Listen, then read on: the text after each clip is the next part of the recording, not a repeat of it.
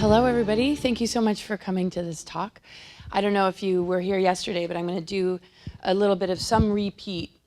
So if you notice like a slide or anything, from yesterday, it's just to tie it into this theme that has a lot more to do with like ET government treaties and more of the interaction between extraterrestrials and our governments and stuff like that. But it also, ties in some of the things I couldn't share yesterday. So, and if you weren't here yesterday, hopefully it'll make sense. So it's not like a part two. It's just to make sure that those that didn't come yesterday get a little bit of that as well. So thank you, and to all the organizers and all the tech help and everybody that came. It's definitely like information you don't hear every day. And I always encourage people to just take what resonates, of course, and discard whatever doesn't. This is my website. I have a podcast. And I have a full calendar, so with subscribers, normally I'll help you to get into a session earlier than what you might see on the calendar. And I do, podcasts and interviews, and also a call-in astrology radio show. And I get your data before you call. And then when you call in, you just give me your name, I have your data, and I can answer any questions. And I do a couple a week. When my travel schedule lightens up, I'll do more. So anyway, there's that. And I talked a little bit about where I got my research from. I'm not going to spend too much time on this, but mostly life experience, just the soul journey. I mean, that to me is like enough of an education if you're really paying attention to the things that are happening around you. And so, yeah, being born in the Eisenhower family just was quite kind of an education of, okay, well, why am I here? What purpose do I serve in this, family? And clearly, after you see the presentation, it's probably to talk about stuff that nobody really talks about in our family for reasons that I'll explain that have to do with the hidden ufology, ET, government treaty type stuff, and things like alternatives 1, 2, and 3 that relate to possible doomsday scenarios and what we would need to do in the event of those events taking place. Whistleblower testimony and research. Obviously, there's a lot of whistleblowers out there, a lot of researchers out there, so I pay attention to what they're saying and see how it ties into the things that I know. I have a degree in science, the wilderness expedition leadership stuff. I've studied mythology and gotten into like the esoteric and tarot and astrology. Been doing that for about 20 plus years. And, I always run into things that help me to connect dots regarding Keylontic science, and then Ascension Glossary from Lisa Renee, and her website is there. So it's a really good website to check out if you're curious about a lot of the stuff I'm bringing forward or some of the terminology. She's a great go-to person, and I always found myself running into her information when I was trying to make sense out of everything. Probably the only time you'll see me take a breath for the rest of this whole thing. But I'll try.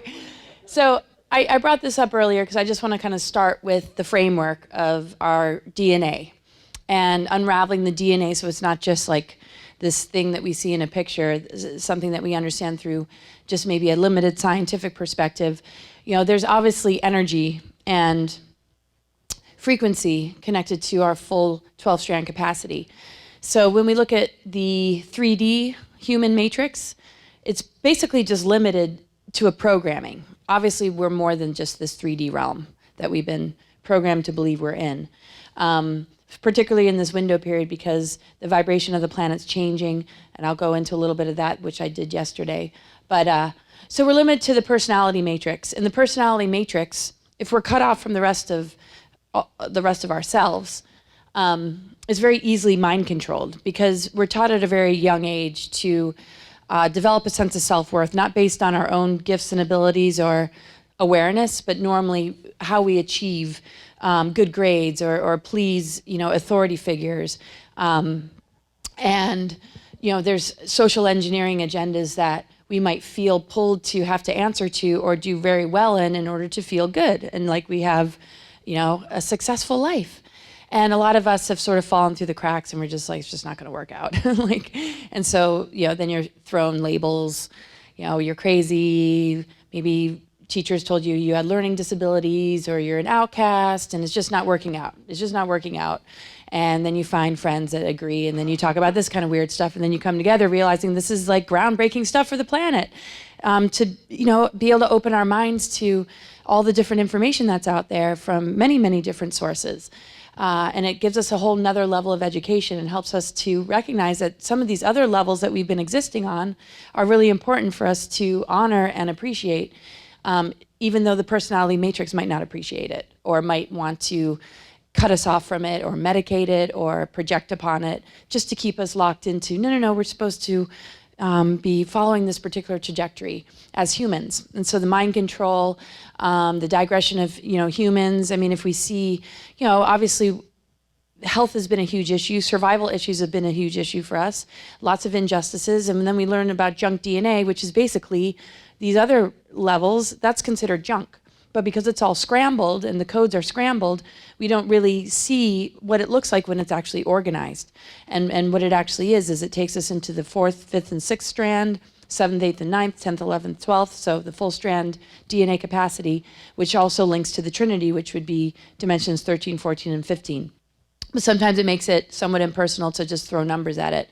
But we can look at the Trinity, not to challenge people's belief systems, but as like mother, father, child would be daughter, son, and then, the Holy Spirit energy of spirit, which some would say has a feminine energy, but to me it's, always about the balance of the masculine and feminine. And that's how we heal our DNA, is finding that balance in our energy field. We get confused with the gender part of it or sexual preferences, and it's so much more than that. So, a lot of us existing in the soul matrix, I mean, we all experience that too, because we seek soulmates or we maybe make good friends, and we know that we exist beyond the personality matrix when we're with them, when we get to know people a little bit more, and that's how we help ourselves to go further, when we can live on a much deeper level. But very often we run into these things that took place in our galactic history, like when we start to move into those layers, relationships get attacked, relationships are targeted, friendships can even be targeted. The whole concept of unity is targeted. That's why we see a lot of difficulty in certain communities coming together. There's maybe a plant or an infiltrator or some sort of agenda somebody might be coming in with to create this conquer and divide mentality so that we don't advance ourselves. And so 4, 5, and 6 has a lot to do with our 5th chakra, our throat chakra, how we communicate. Are we emanating the mind control, or are we speaking truth? If we're speaking truth, we can help activate one another. So when we exist on a soul level, then we sort of relive some of these things. And when we relive something, we have the opportunity to finally overcome it for good. So if you find yourself feeling targeted when you enter the soul level, or your relationship, feeling targeted, it's just a matter of just recognizing the game and manipulation. And so the 4, 5, and 6 isn't that difficult because it's still within the 7 chakra system we've been taught. So we reach those levels a lot, especially through meditation, and different tools and modalities can help us. Most important thing is integrating it into the physical plane. And to do that means we're willing to leave toxic relationships, maybe a job we hate, and we're willing to change our lifestyle accordingly so that it is more of a container for these other energies to be able to express itself through, instead of bouncing back and forth between higher and lower self. Because we do that a lot. We'll go up and we'll go down again, and we'll live sort of this, okay, here's my human world, and then this understanding, and there's sort of a contradiction. So this is kind of the full kind of DNA thing, and each layer, each harmonic universe, because every single little bullet point holds a different harmonic universe. The lower one's harmonic universe 1, then we got 2, 3, 4, 5 harmonic universes, which is interesting because the 5 points of the pentagram is very significant. Inverted, it's definitely like the dark sort of satanic symbolism. When it's upright, it shows the circulation of the 5 elements, including the ether, which is now available, which helps us to activate the rest. So when we go into 7, 8, and 9, the Orion Wars influenced it and digressed it. We lost contact with that because the 7th chakra is supposed to take us further. And the crown chakra is very important, but it's taking us somewhere. It's not just limiting us there. But we've been taught to just open our crown, and when we start to move beyond all that, sometimes, again, something comes in and wants us to not go further, to reach that avatar matrix. And that's actually where the Lyran Wars and the explosions took place that threw us into this. So as we reclaim all of it, we're a lot more protected, and our spiritual immune system is far more shielded, because we've been there, done that. And it's hard to have like a repeat when we hold that kind of ancient trauma. So anyway, we're in a time of recognizing the importance of bringing balance back to this earth, becoming more aware of our DNA connection with the earth grids, and how our chakras connect us with the multidimensional cosmos. the micro-macro connection we are waking up to, and it's helping us to really see how we can harness our creative power to make positive change on this earth. So harnessing our creative power is really recognizing that all the stuff streaming in, whether it's cell towers, whether it's our phones, whether it's the television, hold on, I'm just missing somebody in the audience. That's okay. We don't need him. It's just my husband. No, I think he's monitoring something. Anyway, so harnessing our creative power to make positive change on Earth. Our creative channels are very vulnerable to infection. So that's what, like, propaganda, stuff from the media, social engineering, it just gets in there, and then we enable the things we don't want. The minute we buy into something or believe in something, it starts to stream through our creative channels, and it becomes something that we generate or manifest into the environment.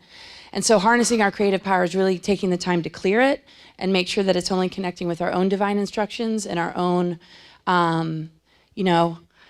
just greater abilities.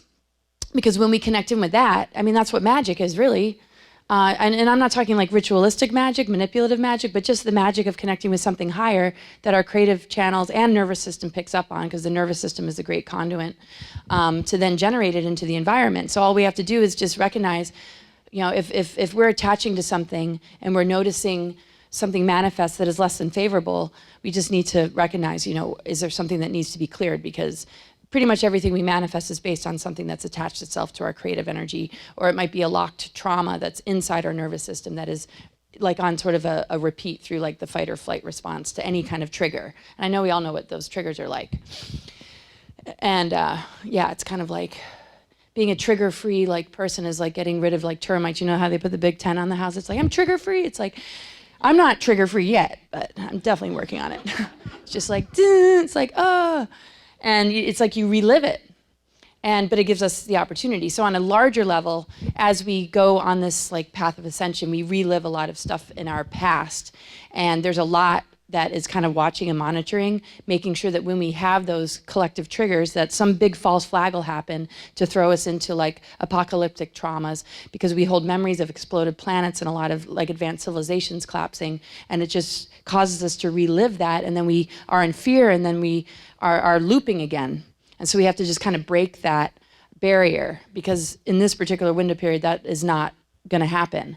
But artificial timelines and false Armageddon scenarios can be generated and created to cause us to lock into it and actually manifest something that we don't need to experience. Because if we're in a free will universe and it's been this game of lost and found, and we've gained the wisdom, we know how to not have that happen. We've learned the right use of power. We've experienced, a lot of these different scenarios in past lives. And so this is why this window period is so prophesized, because this is a time where we can consolidate all those experiences and say, okay, now I get it. And we've been manipulated, so in a lot of ways we've always gotten it, but we never knew that we would be this attacked and this limited and this messed with, because we're born with amnesia, so we don't really remember. We can't just trace it back. We just kind of wake up and we just play human, and we think this is just what being human is, but we're just like functioning like on such a small level. So due to explosions or cataclysms that made certain planets uninhabitable in our solar system, such as the planets Tiamat, which is a 5D planet in the harmonic universe of Tara, and Maldek, which is blew up in this particular sector of the galaxy. Our planet has been used as a relocation destination for beings referred to as refugee races, that were beings that have been displaced from their own planet because of an event of destruction on their planet. So, this is a lot of research, everyone from Corey Goode to Michael Saul, just a lot of different researchers that I mentioned in the beginning that I want to, call out. It's in my own words, and I added a few things, but I just want to at least, share where I get some of my information along the way. So the relocation of other races on the Earth contributed to the hybridization of the original Earth human bloodlines, and it damaged the original DNA silicate matrix, effectively making it impossible for higher consciousness embodiment of the Christos Sophia, which is the masculine feminine template, and the highest expression of our DNA. So yesterday I talked about like DNA. The healing of DNA is really bringing together the masculine and feminine. And when we, rebuild these strands, and we understand that they're elementals, the nucleic acids are elementals, and we, allow ourselves the alchemy, it's really just taking us back to that balance. And so we can tell in our outer world if we're holding that balance. And it shows in our relationship with ourselves and our relationship with others. When we have those power struggles, when we notice, certain games being played or certain programmings like streaming through ourselves or the other person, then we come up with label, oh, you're a narcissist, or you're just being a blah, blah, blah. These personalities, sub-personalities that have been engineered through the personality matrix mind control to create a lack of accountability and to more create dysfunctional behavior patterns and personality disorders that people will not gladly admit that they have. And they'll just kind of act out, and then the rest of us have to roll our eyes and put up with that family member or that partner that you hope wakes up, including the fact that the individual that's noticing it might need to wake up and overcome a feeling of victim mentality. So it doesn't matter what your gender is, we have masculine and feminine within us, and they've both been compromised. And so that original embodiment of 12 strand and beyond got lost to us because that balance turned into a power struggle. And that's really what duality is. Duality is really a power struggle. Integration of polarity is being able to harmonize polar opposites. So when we look at an astro chart, if you look at the sign Aries, what's opposite it is the sign of Libra. Aries has to do with self and leadership and self-identity, but the opposite is partnership, Libra, balance.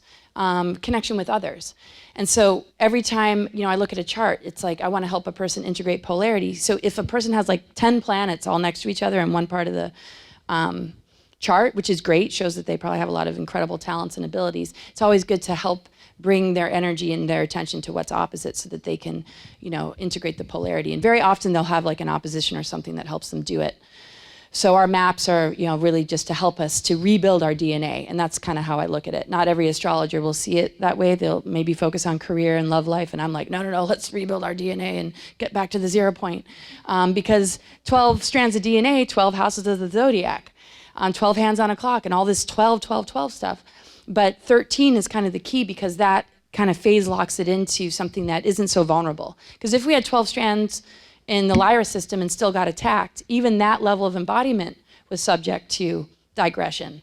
But when we, connect in with the Trinity, it gives us that extra shield and protection, and that separation of the masculine and feminine in that Trinity with these fallen races from these founder groups that seeded life in the time matrix, threw off that balance. And so we're just getting the balance back.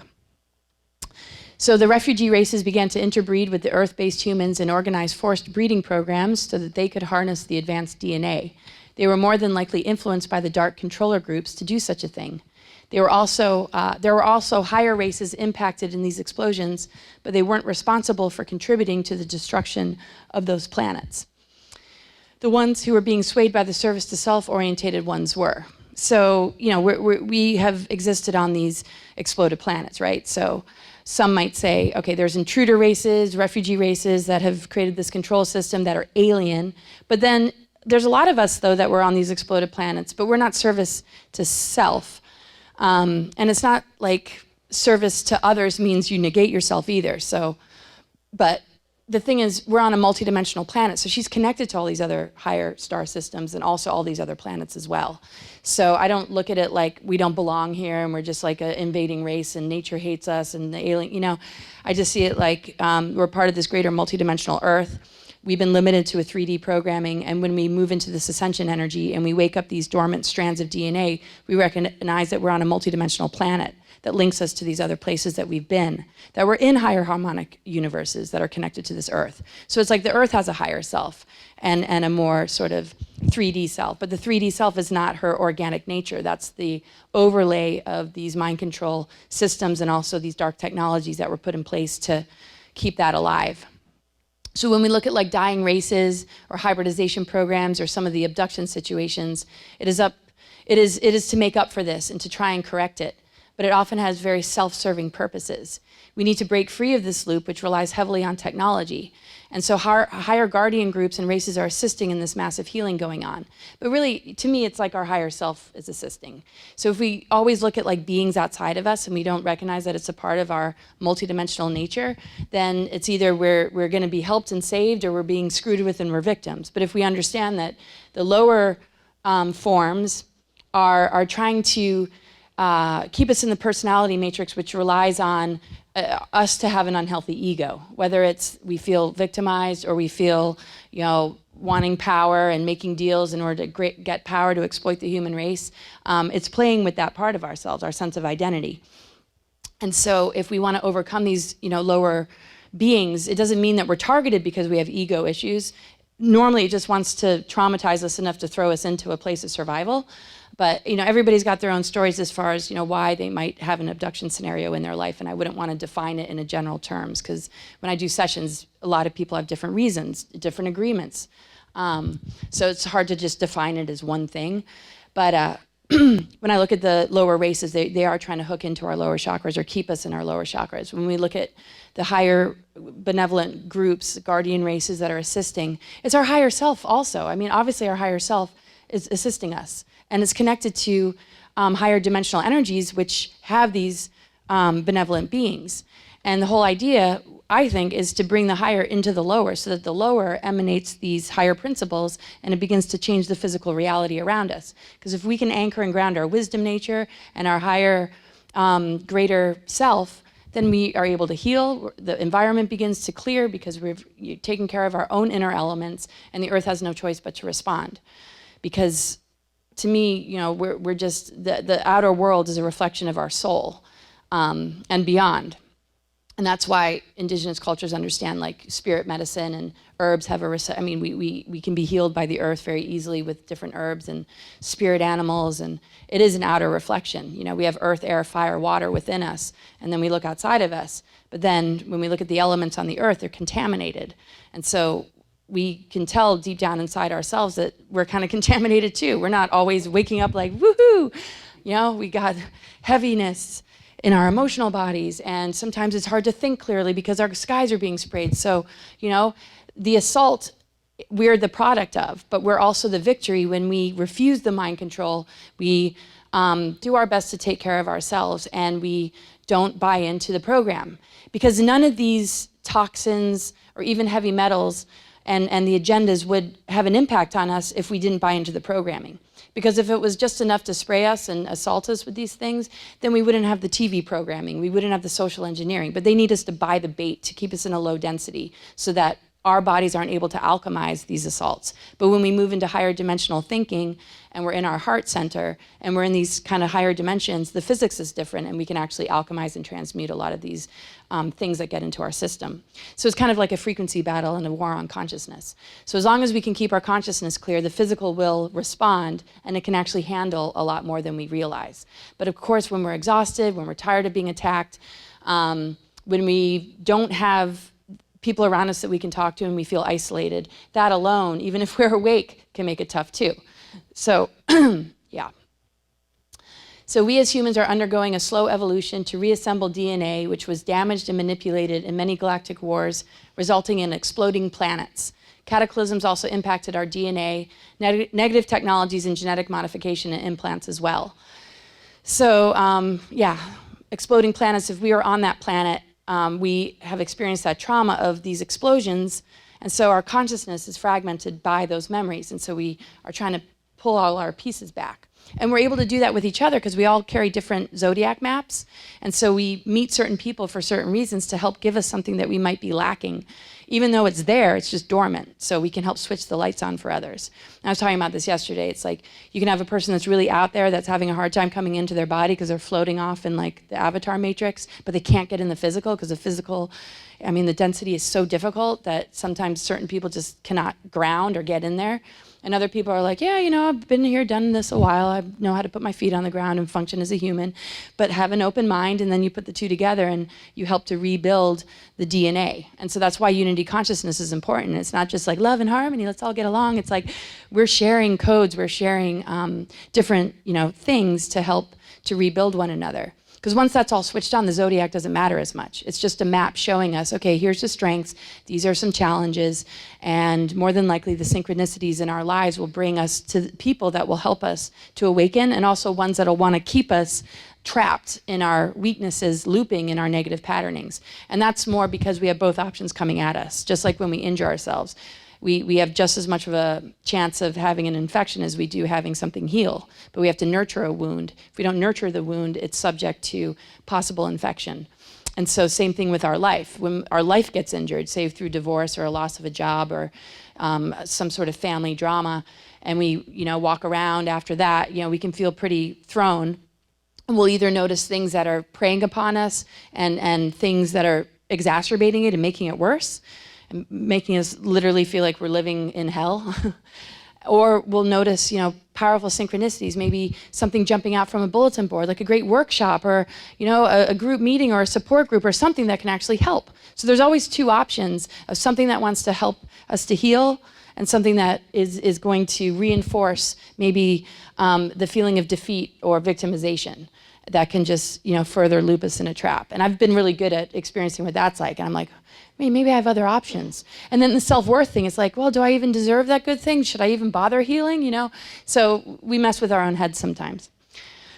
So after all these cataclysms, the planet Earth tilted on its axis, which damaged all the planetary gates, planetary grid networks, the portals and stargates on the planet. All the pyramids and ET technology disconnected and went offline. Flooding and cataclysm destroyed the Atlantean colonies and much of the Earth's surface. And this timeline is also referred to as the Atlantean flood. I mentioned this also yesterday, so there are some repeats. But planetary gates, planetary grid networks, the portals and stargates are basically our chakras and our DNA. So if that's damaged on the Earth, and we're veiled and quarantined from the rest of ourselves, and we're going to be born, and through osmosis, we're going to pick up on all that. So whatever little baby came in all pure, it's just like, oh, let's put the shots in them and stick them in front of the television and have them watch Sesame Street and go to school and have to listen to the teacher, and it's just like we're assaulted right away. And I'm not saying all of it's bad, because there's so many well-intentioned, beautiful people within these structures that we might feel limited by, that we all might have worked for, maybe still work for. It doesn't matter. The beauty is if you're a compassionate and loving soul, it doesn't matter where you are, who you work for, you're making a difference to the people that are around you. Because we can't just wake up avatars tomorrow morning, right? So we can go into those zones, but for the body to actually be able to match what our consciousness should hopefully eventually hold consistently is going to take a little while. So there is a lot of importance behind a lot of these, things.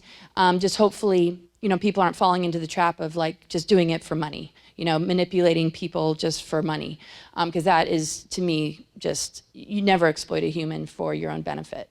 But there are a lot of people, in these industries, whether it's medical or school systems or even politics, that really, really want to see positive change and really, really do care. And so I never, when I bring up, the matrix stuff, mean to bust on the whole system. I want to, empower the really well-intentioned people that are in them, because they're going to change them. You got to change it from the inside out. Sometimes you got to be in it to be able to change it and notice what's going on and call it out. And I know a lot of doctors and nurses and people that have seen things firsthand and are trying to create change. So it's really the individual that can, change it. It's not like we can knock it all down and rebuild. It's going to be a slow transformation from the inside out, bringing in more healthy approaches, maybe more holistic approaches. But yeah, it really comes down to the individuals. But yeah, we can't, all of a sudden be able to, fix everything that's been damaged, that has caused us damage, except for know that this window period is actually doing it for us. And I'm going to get into what's actually happening on a cosmic and earthly level that is initiating this sort of healing and change, which takes a lot of pressure off of us, because it's what do we do? How do we fix all this? Because that's pretty gnarly. Well, the earth is a consciousness being. So of course she is going to want to heal herself, right? And of course, when I say she's always connected with the masculine, it's always about the balance. I'm never into one gender overriding the other. It's a dance, and that's the polarity integration. But this is why this window period has been so prophesized, because this is a time of healing what these cataclysms have done. So if the earth tilted on its axis, well, it's just like if we're in a car accident, maybe we're off, maybe our spine is off, maybe something's been injured, our head. Over time, we're eventually able, to come back into alignment, and that's where we are right now. But of course, dark agendas are going to want to trick us out of being in alignment, and will feed us anything possible to convince us that this is actually not happening, and that we have to rely on what the news tells us as far as where we're going as a human race, and how to solve all these particular problems on a 3D level. And I don't think we're going to have to solve these problems on a 3D level, but as long as we wake up here, we might as well have our attention on it, but not to the point of forgetting a much larger picture. So when the Sumerian Egypt invasion began, this event unplugged human DNA and scrambled the fire letters and the geometric codes in the planetary morphogenetic fields, which blocked higher sensory perception and thus blocked multidimensional perception of other timelines and extra-dimensional races. And so again, that's very projected upon. If you're kind of floating out of your body and going into other zones, like in the classroom, you're going to be sent to the counselor's office, and they're going to call your mom because they're all worried about you, and they're going to want to put you on medication because you're drifting off into some other place. Yeah. So this is my childhood story, right? It's just like, but be like, yeah, she's really kind of out there, and I'm like, well, I'm busy, I'm working. Like, I know I look like I'm out in space, but I'm actually, like doing things. Yeah. So we access that a lot, especially as children, but it's just, obviously the programming is to keep us disconnected from it and to make it like, a problem. And that block is very much what humans choose to uphold as authority figures. So the energy is available, we were born with it, so it's not so much the technologies, it's what the technologies have done to the mind control. And so a lot of it is, being responsible and being disciplined and having, some sort of order. Rules aren't bad, but it went a little too far, I guess you could say, because there's not a whole lot of, you're not going to go, I call myself a global alchemist, and that wasn't what my guidance counselor said that I would be as a grown-up. I had only a few choices, teacher, doctor, it's like, so I just like, well, I'm just going to come up with it myself. And it's something we're all doing. Obviously, we're creating some kind of global alchemy to turn the lead of this human experience into gold. And we're all doing this. So just wanted to give it a voice. So during the Atlantean Cataclysm about 26 to 30,000 years ago, this is when the planetary stargates and grids and ley lines became controlled by negative ET races.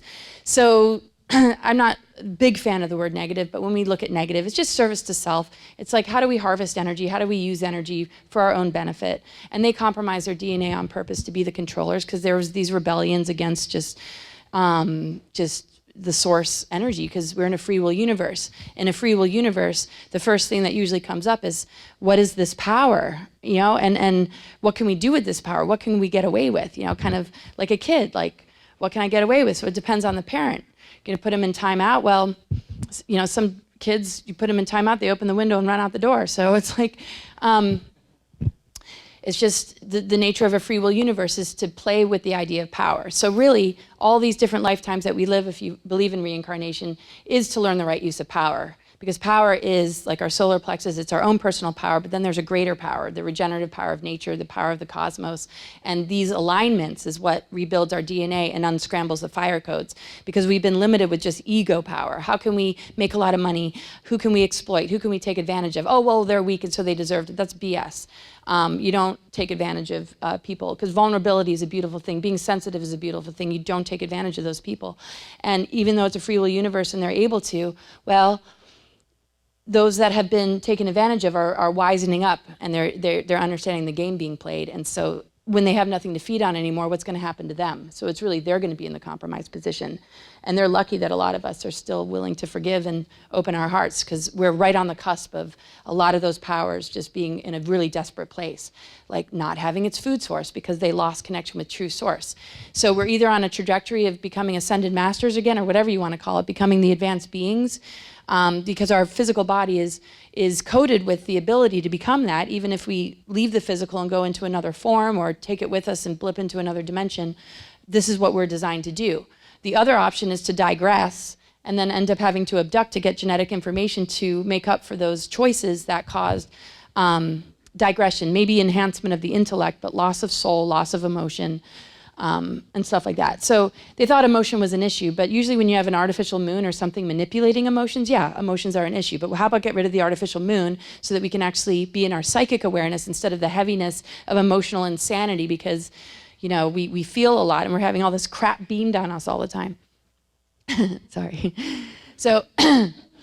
So the Orion groups, the Draconian, became an ally to the Anunnaki resistance. So when we look at the Anunnaki, those who came from the sky, Anunnaki, there's different factions. There's very high vibrational ones that, like, Danu and the tribes in Ireland, and their mythologies are really incredible. They're considered Anunnaki. And then you have just the darker factions that actually became an ally to the Draconians. And they decided to pull their control agendas together, called Black Sons and Sons of Belial. They're a fallen race known as wanderers because they were these refugees from these planets, and they decided to become like a pirate ship on Nibiru and then, just kind of manipulate everything. They compromise their DNA to maintain control. They are Syrian reptilian hybrids, and they organize themselves into what is known as the intruder races of current times. And these beings are the ones who orchestrate the New World Order agenda and the highest factions of the Illuminati plan for Earth takeover. And so there's a lot of different races interacting. There's a lot of different control groups and agendas. And so there's a lot that's disguised to humanity to create this, idea of New World Order. And they didn't expect us to be where we are right now. We would have been a lot more compromised if we didn't see through certain things. And what's great is when there is a false flag in the news, just go on social media, like it's being busted and made fun of with memes. I mean, they can't get away with anything anymore without it just being completely ridiculed and completely torn apart, like right away. It's just like the Epstein thing. Even people that normally wouldn't be looking a little bit closer and deeper are just like, no, there's no way he committed suicide. And they're like, normally I'm not a conspiracy theorist, they would say, I've seen. But this is just ridiculous. So they keep shooting themselves in the foot because as things come to light, as disclosure, which is an awakening, which is seeing things that have been hidden, get stronger and stronger, it's so much more obvious, the lies because the mind control is not working anymore. They had technologies that could only see up to 2012. That's why it was such an important time for these control agendas in the creation of their artificial timelines, is to put us in a further web around this period. But it didn't work. So a ripple effect is happening, and we're in a really good place actually, because they didn't expect this to get to where it has been. Because now, if they even wanted to chip us, there would be huge rebellions. I mean, they're just not allowed to really get away with it without seeing that the masses are not going to allow it. Even 5G, it's like they're taking it down in certain places because people are saying absolutely not. And so because the people are allowed. It makes them look really bad for not answering to the people when they're supposed to be serving the people. And so those facades of making us feel that way, they can't do anymore because they can't ignore hundreds of thousands of people saying, no, don't do this. So it's just not really working. And every single false flag, even like architects and engineers for 9/11, the educated ones that went to school and learned this stuff is saying these events are impossible. There's just no way. And it's not even a conspiracy theorist. It's just not possible. If somebody is an expert in demolition, they'll say that's demolition. If somebody is an expert in like knowing how a plane would crash into a building and that building 7 just collapsed by itself, it's like it doesn't take a whole lot of brains to know that that's just impossible. Maybe at first we were all like, oh my gosh, and then it's like, I always tell them, especially with the trolls that they have and the things that they're trying to do, I'm like, you guys got to like get a better troll academy or instructors because you guys just suck. I mean, you're so obvious, like, and it's like, it's almost like we're just sitting here eating popcorn and laughing at you at this point, and they're just like, demons hate it when you laugh at them. So they're just like, man, we're supposed to be dumbing them down. And they're actually, they've created a monster. They've made us, very smart because, duping and facades and lies are such a low energy compared to the rest of who we are. And it's the same thing with, a relationship. Eventually it catches up if you're not gonna be an honest person. So anyway, the Draconian Orion group are also referred to as the Black Suns. The Black Suns have reversed their DNA. It's a reverse 10 DNA strand running a reversal life current. And we can activate 12 strands and beyond, but they're trying to keep us from this and to keep us as a food source. They have a hierarchical system, and Earth-based reptilians appear to be in command over the EBEs, or biological entities known as the small grays. They access limited levels of biological immortality through the vampirism and siphoning of other living things such as planet Earth. So in 1926, so we hear about ET government treaties. Mostly if you Google on the internet, you'll probably only run into Eisenhower, who made a deal with the ETs, right? And when I first started researching, I'm like, okay, well, whoops, that's kind of sucks. Like, what happened there, But I'm like, I came into this family not to be biased, not to hide anything. I came here to expose as much as I possibly can. So I was doing presentations just about what I knew, what I had researched. Family wasn't talking about it. I remember being in line at the grocery store when I was like 10 years old, and there was a Weekly World News article that Eisenhower had met with ETs. But this is a joke newspaper, and I'm sure you guys know it, like Bat Boy took over New York City kind of paper. But I'm sitting there looking at that headline. I'm like, this actually is, I think, a true story. And then I started to, I'm like, I just had this feeling that there are extraterrestrials, and Eisenhower met with them because he was sort of like connecting with me since I was a kid, just sort of like trying to prepare me like for all this kind of stuff. So anyway, in my earlier presentations, maybe about 10 years ago, I was mostly just talking about what I had found out, what I had known, what whistleblowers I could find, and I didn't have any of this information. But you know when you have this suspicion and you just don't stop until you feel appeased? It's sort of like, you know, when you want seconds and you're just not hungry, like full, or you just keep following your nose. It's like there's always this nagging feeling like, no, keep going, keep digging. There's way more to this. And of course there is when we look at our galactic history in terms of extraterrestrials and the Anunnaki and this and that. But in terms of like when they started interacting with our governments were some huge questions. So I found out, not just from this source, but I can't quote everybody, but this one says, in 1926, the Zeta Zephylim began interacting with certain factions of several Earth governments. Several projects by Zeta Draco were intent on destroying Earth's grid vibration rate to stop us from evolving or ascending. The Zeta were involved with Atlantis and for a time with colonization of Mars. So Galactic Science, Oceana DN, pretty profound stuff. I haven't like read all her books, and I'm not like, I don't follow, but when I like to connect dots and I run into information like this and I feel the resonance, and it's like, okay. And I know a lot of her material is very right on. So if the Earth's grid vibration is something that they're trying to manipulate and stop, and we're so connected to the Earth, that's also our vibration. So if they're tinkering with the Stargates and the Earth grids, that's actually messing with our own chakras and our capacity to switch on our DNA. So if they can mess with the Earth, it automatically affects us, and pretty much vice versa, because obviously our DNA has been tinkered with, and there's abduction scenarios, there's implants, and there's frequency fences and seals that have been put in our DNA, so that when we start to advance ourselves, something just goes stop. And sometimes it's a psychic attack, sometimes it's just something that just like gets in our way and sabotages and pulls the carpet from underneath us. So we're sitting here on our spiritual path, just like, I'm on my spiritual path, and it's just like, wham. And then it's just like, now the war is really like, and we recognize, okay, this is where, you know, this whole other level of war is taking place.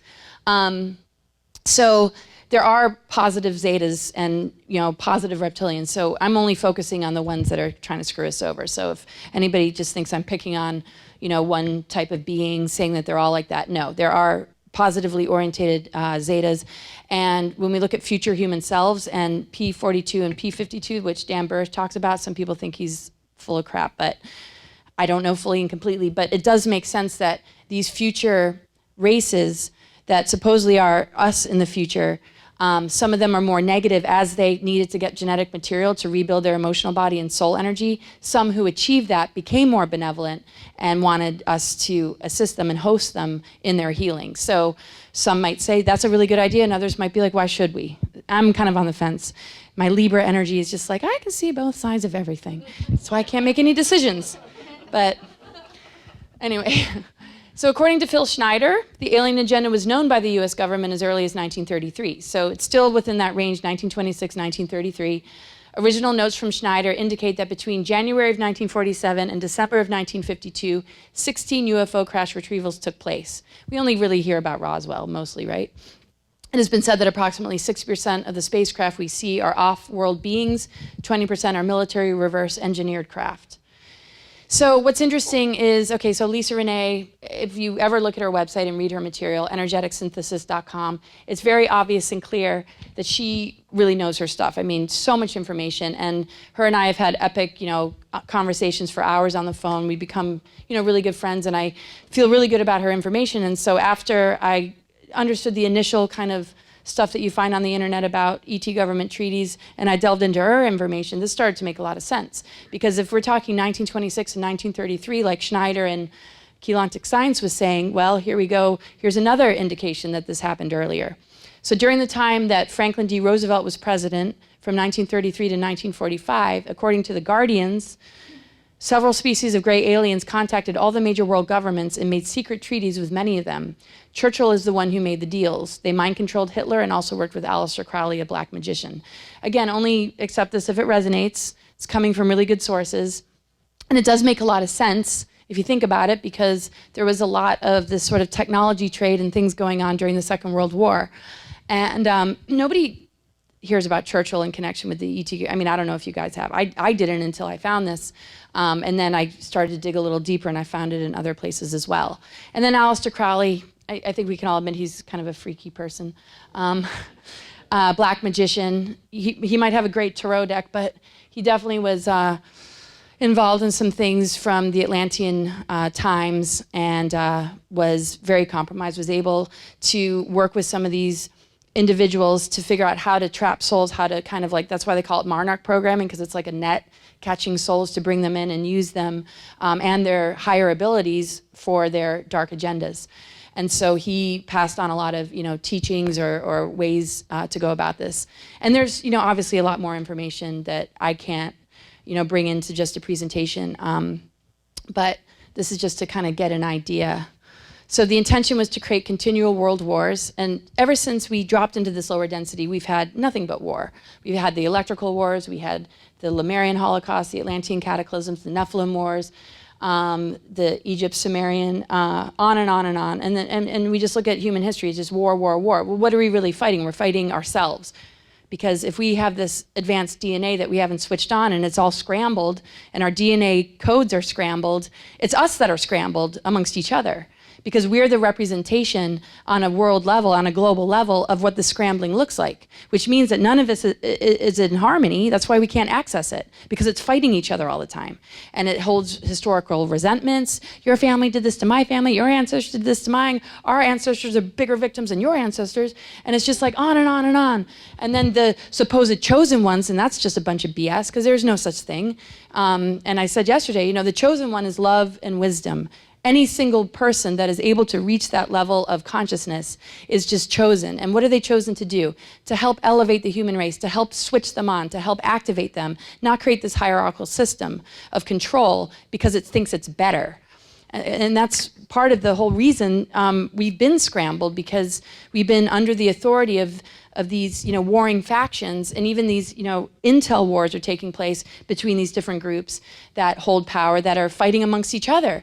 Because we're like the prize in the middle, because we're such a powerful group of beings. So as long as we don't buy into it, we can unscramble these fire codes, understanding that harmony is diversity in harmony. We can all be different, but learn like an orchestra to play our instruments together and maintain our individuality while also respecting differences and getting over what these continual world wars have sought to do, which is to conquer and divide us, to pit us against each other. And that's how we unscramble the fire codes, is to be a being of unity, knowing that anything that we fight is a war within ourselves. And the only way to win an outer war is to win the war within. And because it's a war on consciousness, to take it upon ourselves to win the war within is to stop being in this lower energy of like conquest, competition, battle, and looking to tear somebody down to build yourself up. So anyway, that was what the result of world wars does to consciousness. And then, of course, the traumas. The traumas keep us in that, our nervous system, instead of bringing in higher awareness, it's constantly being triggered by PTSD and traumas from the past, which keeps us from being able to progress. It makes us vulnerable to staying in that loop. So anyway, conquer and divide the human race, keep them busy, drain them of all their resources from the earth and the life force of humans, to serve their agendas. So you know how we feel tired a lot? It's just like, hey man, I feel so drained, I'm just so tired, I just want to go to sleep. Then you go to sleep and it's just another battle on the astral. It's just like, then you wake up and it's like, and I every night I go, and it's just like, come on, let's just have a peaceful time. And it's like, sometimes I do have really incredible dreams, but other times it's just like, just a battle zone. Yeah, but we all know, we've had those magical dreams before, and that's always there. But yeah, there's a lot of heavy astral stuff that we tend to have to move through. So anyway, Crowley, Churchill, Hitler connection is what established the gray alien agreements with the government. Yes, the Guardian said that Churchill actually met with the aliens while he was prime minister, and the beginning of the technology trade took place, Churchill and UK wanting it for world domination, that led to the human experiments such as mind control through psychotronics and time travel. And so that's the Ascension glossary. And again, it's not something we normally hear about. If I feel good about anybody's information, it's definitely Lisa's. And I wasn't talking about this part of ET government treaties till a couple of years ago when I came across this. And it's not so much about picking on the actual world leaders. We have to understand that if they have compatible DNA with the reptilian, they can just yank them out of their body and replace it and just work their agenda through them. So it's not really about blaming the individual. I'm sure like the natural soul of most of these people would not make these decisions for the human race.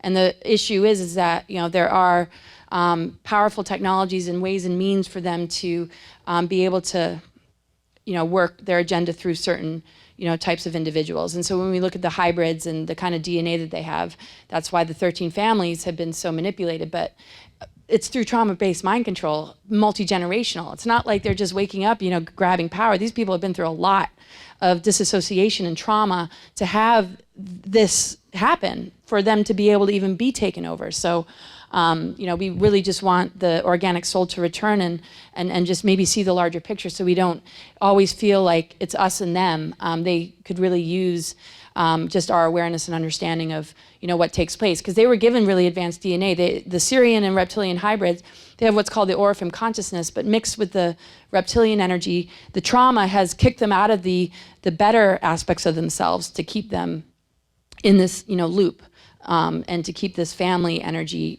running the show, so that this other agenda could come in.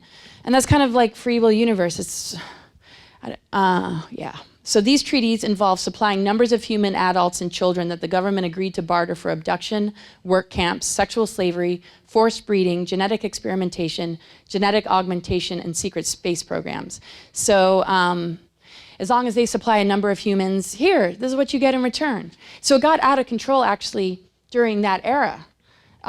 During Roosevelt-Churchill administration time. Roosevelt didn't get so heavily involved, but this is when this all started, and the infiltration of the secret space programs. And so even though Eisenhower warns us about the military-industrial complex, the infiltration began quite a while before he stepped into office. And we see different things taking place during the Second World War. We hear stories, and we see a lot of manipulation about the way that we're supposed to identify with the history. But I would say that the Holocaust happened, but a lot of Holocausts happened. It wasn't just that one. And so, when we look at different books written and different numbers, being told, or the whole idea that it never happened at all, I think it happened and a lot more happened that we don't hear about. Multiple Holocausts and all sorts of, different things took place. We hear about the, I don't even know how to pronounce the word. It begins with an E, but anyway, it was just a horrific time. And so that's when this kind of like off-planet thing began to get, really compromised. So the treaties also have to do with bartering exchanges of planetary goods, natural resources, elements and compounds, and materials that can be taken off-planet.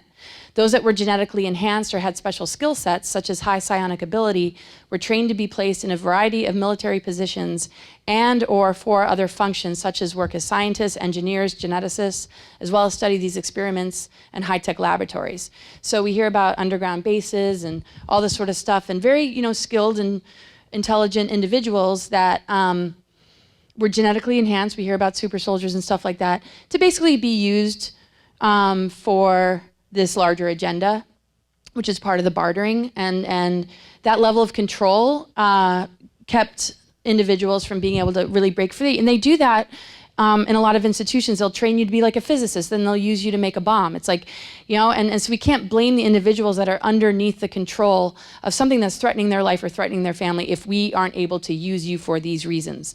And that's an important aspect to all this. So in exchange for abducting human beings, these government leaders would be given access to extremely advanced off-planet or alien technologies, spacecraft, blueprints, militarized weaponry, zero-point power source technology, and so forth. And so obviously that's being kept from us. Cures for diseases are being kept from us. And it's understandable with the amount of people on the planet that we wouldn't want to disclose so much, but the wrong people obviously have had these technologies. If you put them in the right hands, it could probably, come out in a very responsible and integrous way, particularly focusing on those that need it most. Let's take care of those that need to be fed and clothed, and those that are dealing with, illness and injury. And, once we take care of the people, and once, spiritual principles, not based on dogma, but based on connection to true zero point and our ability to understand what junk DNA really is, to advance ourselves and be responsible to each other, then we can start bringing in the even more fun stuff and not use it against each other.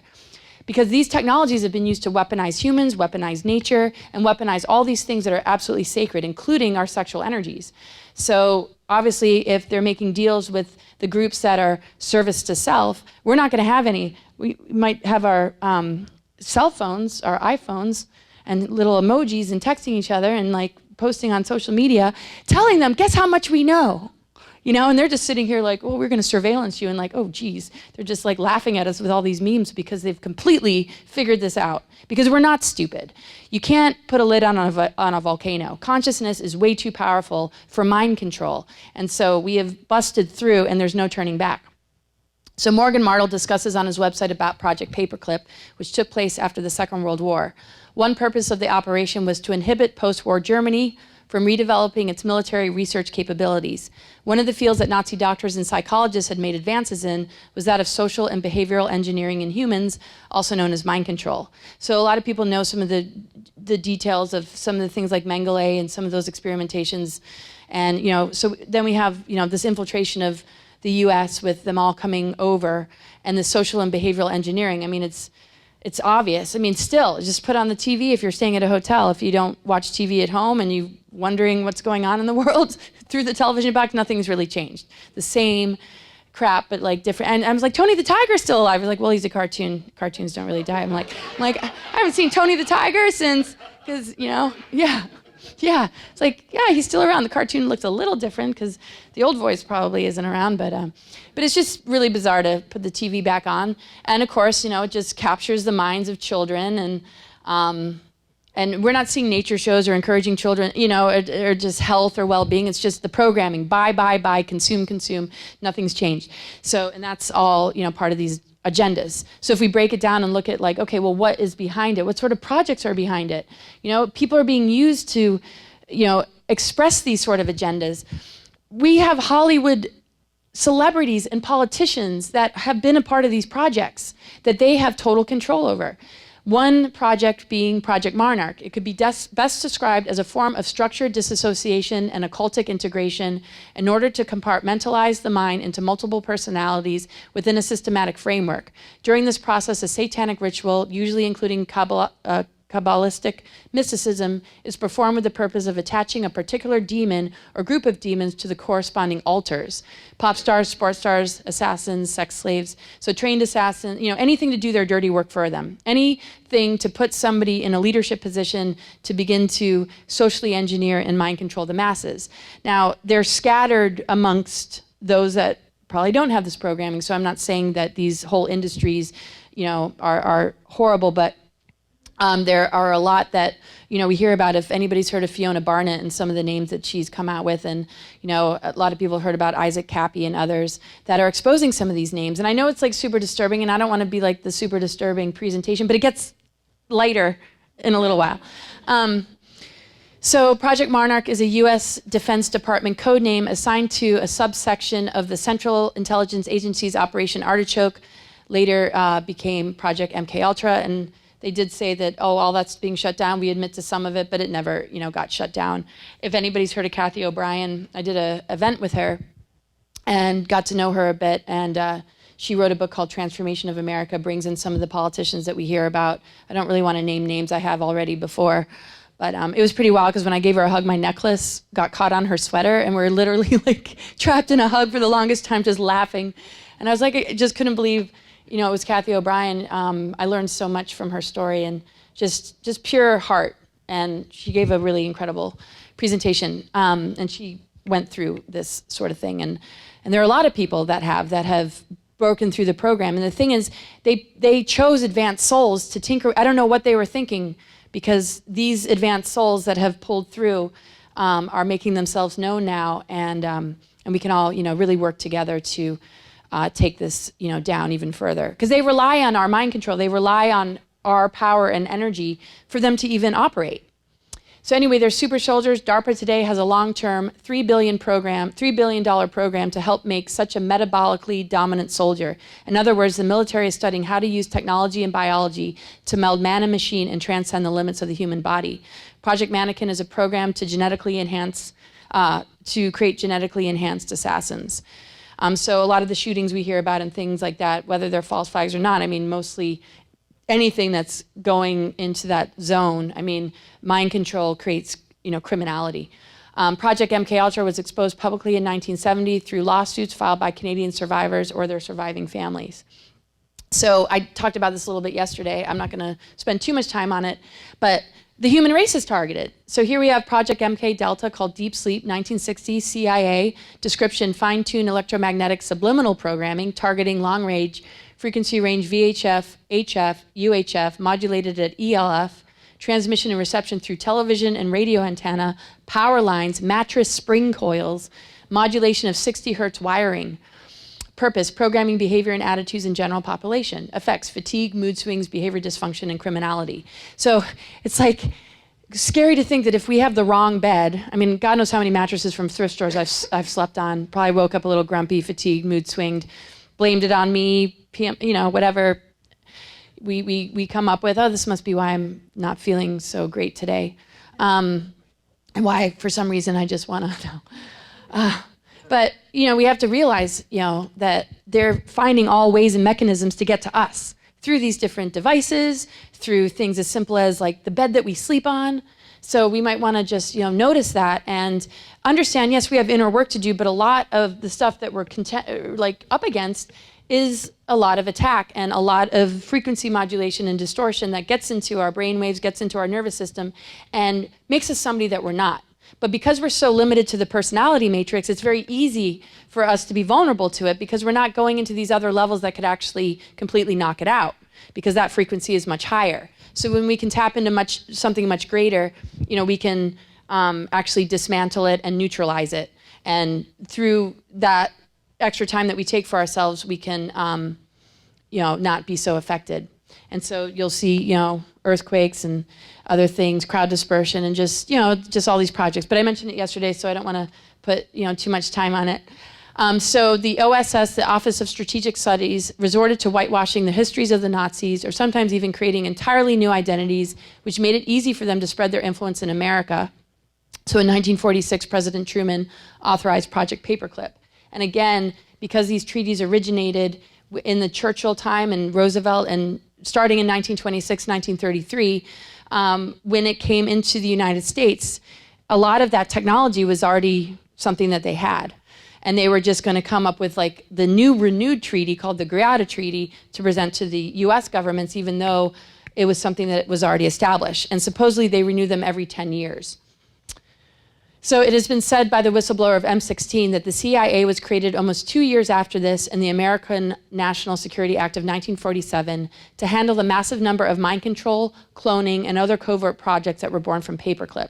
MJ-12 was also created as a group dealing in ET investigations. Now, as far as the documents and the timing of this or that, there's a lot of different opinions about it, so I don't tend to go into all of it. It's just, the fact is, these things were established when and under who, doesn't matter as much as the fact that it does exist.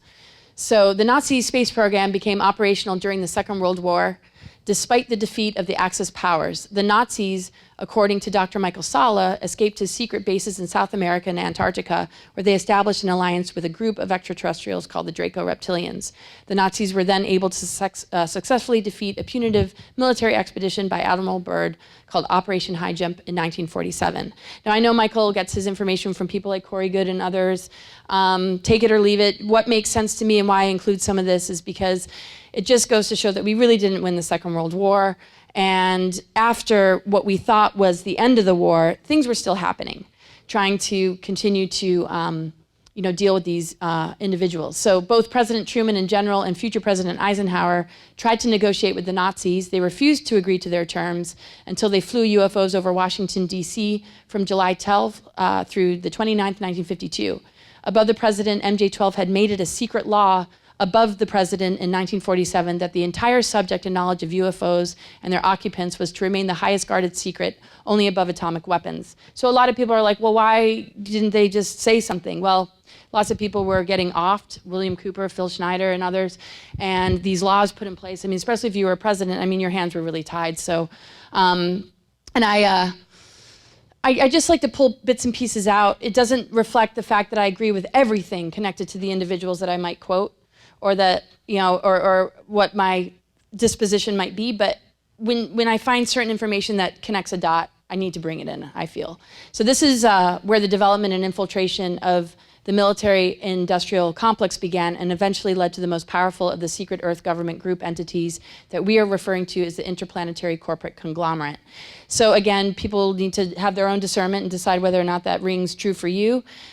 My point of bringing that in is that there were negotiations, there were things that took place that made it very, very difficult to actually win the war. The history books say that we won the war, and I personally know that we didn't. But we win the war within ourselves because it's a war on consciousness, and so it's just a great reminder that if we didn't win the outer war, we have to win the inner war, because that's really what it's targeting. So the Bilderberg Group was created in 1952 to take the decision-making about the alien problem and other international issues out of the hands of governments who saw them as a threat. Over the years, the Bilderberg Group evolved into, or merged with, a secret world government. By now, it's almost entirely populated by the Illuminati. So when you look at these groups, and you look at the alien issue, and these are the power-hungry ones, the ones that are being compromised multi-generationally, abused to hold these positions, then we see how this alliance and these dark agendas are able to move through governments, politicians, and these different things. And putting an end to it is something that we have to educate ourselves about, because it comes down really to the individual. The NSA is exempt from all laws in the United States unless the NSA itself is specifically mentioned in any creation of law. It is completely separate, yet our tax dollars are funding it. There was also a great deal of private money used by the NSA to build the alien technology and to keep humanity under control, to keep the status quo secure. So I'm sure people have heard of Alex Collier, contactee of Andromeda Council. So just kind of bouncing around from different whistleblowers, different people that have made contact, just kind of connecting dots. Again, I don't follow any single one person, like to the point where I understand fully their whole, what they're completely and totally all about, but just the bits and pieces that seem to fit into what makes sense to me. I mean, obviously, the NSA is able to operate under a different level of jurisdiction than us. Same with like places like Area 51. It's like a reservation. It's like its own country. And Eisenhower supposedly wanted to invade Area 51 when he realized that MJ-12 and the technologies they had their hands on were things were getting out of control. So by the time Eisenhower stepped into office, the draconian system had already infiltrated the three-letter organizations, and eventually defense-related projects got infiltrated as technology exchanges took place and wasn't easily monitored. So again, when I first did my research, I was only talking about the Greada Treaty, 1954, this and that. I didn't have this back history that I now have through a lot of my research. And once I began to understand it more, and I knew that like something wasn't going to let me stop digging, it became very, very clear to me that he had, stepped into this. And my mom wrote a book actually about, and a portion of it is that he put a time capsule in the Gettysburg Farm talking about all his supposed allies that he was working with that did not have humanity's best interests at heart. But for the protection of family members, that we wouldn't be able to open it till 2050. And I'm like one of those, give me the sledgehammer, we're going to Gettysburg Farm, and I'm going to rip down the walls, and I don't, I already have a loud mouth. What worse can happen? Like what? It's like, been there, done that. We've all died. And if we're in enough of the ascension energies, I'll just blip right back in, right? No. It's like pretty hopeful. But I do go to the Gettysburg Farm quite a bit still. And it's really, really hard to contain myself, I'm like. But anyway, there's only so much that could be, spoken about during then. But I still do bring up this treaty. So in 1954, a treaty supposedly with the Greys was reached after an agreement could not be reached with the Nordics. And the reason they were very suspicious is because certain rogue groups of Nordics were connected with this dark agenda. So it was very difficult to try and know who to trust. Whistleblowers have said that 4 different races were present at the secret meetings: the Nordics, alien Greys, a humanoid group with some at least 9 feet tall, and a race that was reptilian in nature. So there are many competing thoughts and opinions about this, so I can't say it's 100% true. But Colonel Philip Corso, former advisor of President Eisenhower's National Security Council, revealed the treaty was a Trojan horse. They were not benevolent, and they broke the treaty, which is similar to the other treaties I mentioned in regards to Churchill. So this was a renewal. And by the time he stepped into office, they considered it a surrender because they didn't have the technological ability to fight against them. And there were so many humans and infiltrations with these other organizations that it had grown into a monster that wasn't easily like, oh, no, we're just not going to agree with you. This is something that has been an orchestrated timeline that has been heavily planned for quite some time, putting all these different people in positions to control them or compromise them so that they could get away with it. And so fortunately he was able to give us a warning, but that's most like all he could really do in regards to this. And some do say that he did want to disclose this information. There's so much more there's so much more I could share, and new whistleblowers that I've met about peace treaties and different things to protect humans, and there's a lot more. So that would be like maybe next year's presentation as I gather more data. But alternatives 1, 2, and 3 was something that was spoken about during his administration. So when President Eisenhower was in office, he commissioned a secret society known as the Jason Society in 1955, which was considered to be a branch of MJ-12. So supposedly Truman established MJ-12 while in office. Some might disagree and say Eisenhower did.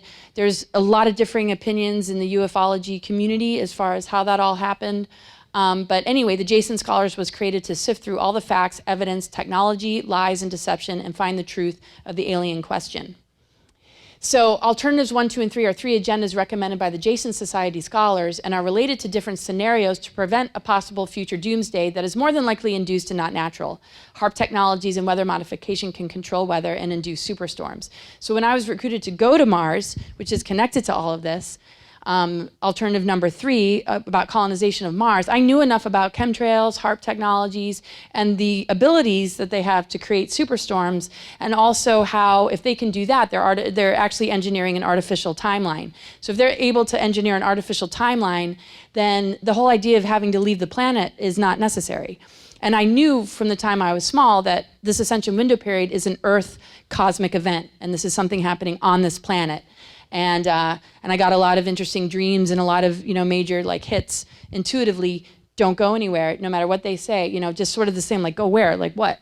And then in 2006, this presented itself, and I wasn't able to create anything on my path. I'm like, something is trying to stop me, but you can't walk around and be like, something is trying to stop me. It's like, it's just like there's invisible weapons. It's like I didn't even think of that. I'm like, you got a lot of inner work to do. You're just must have done something in a past life to just you can't create anything. And then I bumped into a clairvoyant institute, which I didn't plan on going to, and they recognized, they said, wow, you got all these weapons, like they were learning a lot looking at my space, that there was all this attention. And later I met other whistleblowers, like Andrew Bashago said, they talked about me in Project Pegasus, and I was pre-targeted before birth to get me to Mars. And that's why my whole life I've had this attention on me that I could not shake off. And eventually, when I just gave up, I said, okay, where are these control forces trying to take me? I met the partner that was connected with the secret group called the Aviary, that now is actually connected with DeLong and this whole other space thing that seems to be somewhat of a facade. And they're not stopping at anything, but I kind of outed them, and they're called the Aviary and connected to psychotronic weaponry, gang stalking, MyLabs, and all this stuff. I wasn't MyLab, but my partner was, and he was used as bait. And they actually located us with Looking Glass Technologies in a past life because we were a partnership. And they knew that if I met him, I'd be like, oh, he's so familiar. Oh, I'm so in love. And which happened a couple months, as we were getting to know each other. And he was talking about going to Mars, and I just thought it was something that was the public would know, and it was just, whatever. And then I realized all this other stuff, which I've pulled together in my presentations, and I fought against it. I'm like, we don't need to go to Mars. And if we do go to Mars, like, I need to be able to talk to these people. I wasn't allowed to talk to them. It was just basically through him, and it's just like, no, you're gonna do this, and we're gonna do this, and it's for your protection, and all this BS, and we're gonna put you in this position. It's a leadership position, and this is gonna happen to the world, and you're lucky that we're taking you off planet to protect you. And I was just like, I wasn't afraid of them. I just got on the phone and I started blabbing about it. Actually, I got on the phone with Michael Sala, and then Alfred Weber gave me an interview, and I said, if I'm meant to share this, it'll all fall together. And somehow an email ended up in his folder that was never meant to go to him, and he calls me, he goes, I got to interview you. I'm like, how did you get that email? Like, I don't know who's monitoring or who's doing what, but it just, the timing was right for me to, expose it. So the first alternative is about the use of nuclear devices to blast holes in the stratosphere from which heat and pollution could escape into space. The second aims at building a network of underground cities and tunnels in which mankind's selected elite could survive. The third deals with a secret space colonization program on Mars with the same purpose. Phil Schneider mentioned there are about 131 deep underground military bases in the USA. Others have mentioned 4,000 worldwide. So alien and advanced technology was hidden by the power elite and taken off planet, which fell into the hands of corporate greed and power mongers. The same human and non-human entities who succeeded in take over control of the planet are those which broke up these main organizations into several breakaway civilizations. And that's, again, Lisa Renee. So, and that's what was really weird, because when I was talking to Andrew when I first met him, it was like, it makes sense that we would want to protect the human genome in the event of a cataclysm, or, you know, we've had cataclysms before. We've had planets blown up. We've had Atlantean cataclysms. We had Holocaust and all this different stuff. But there's something particular about this window period where those things aren't going to repeat.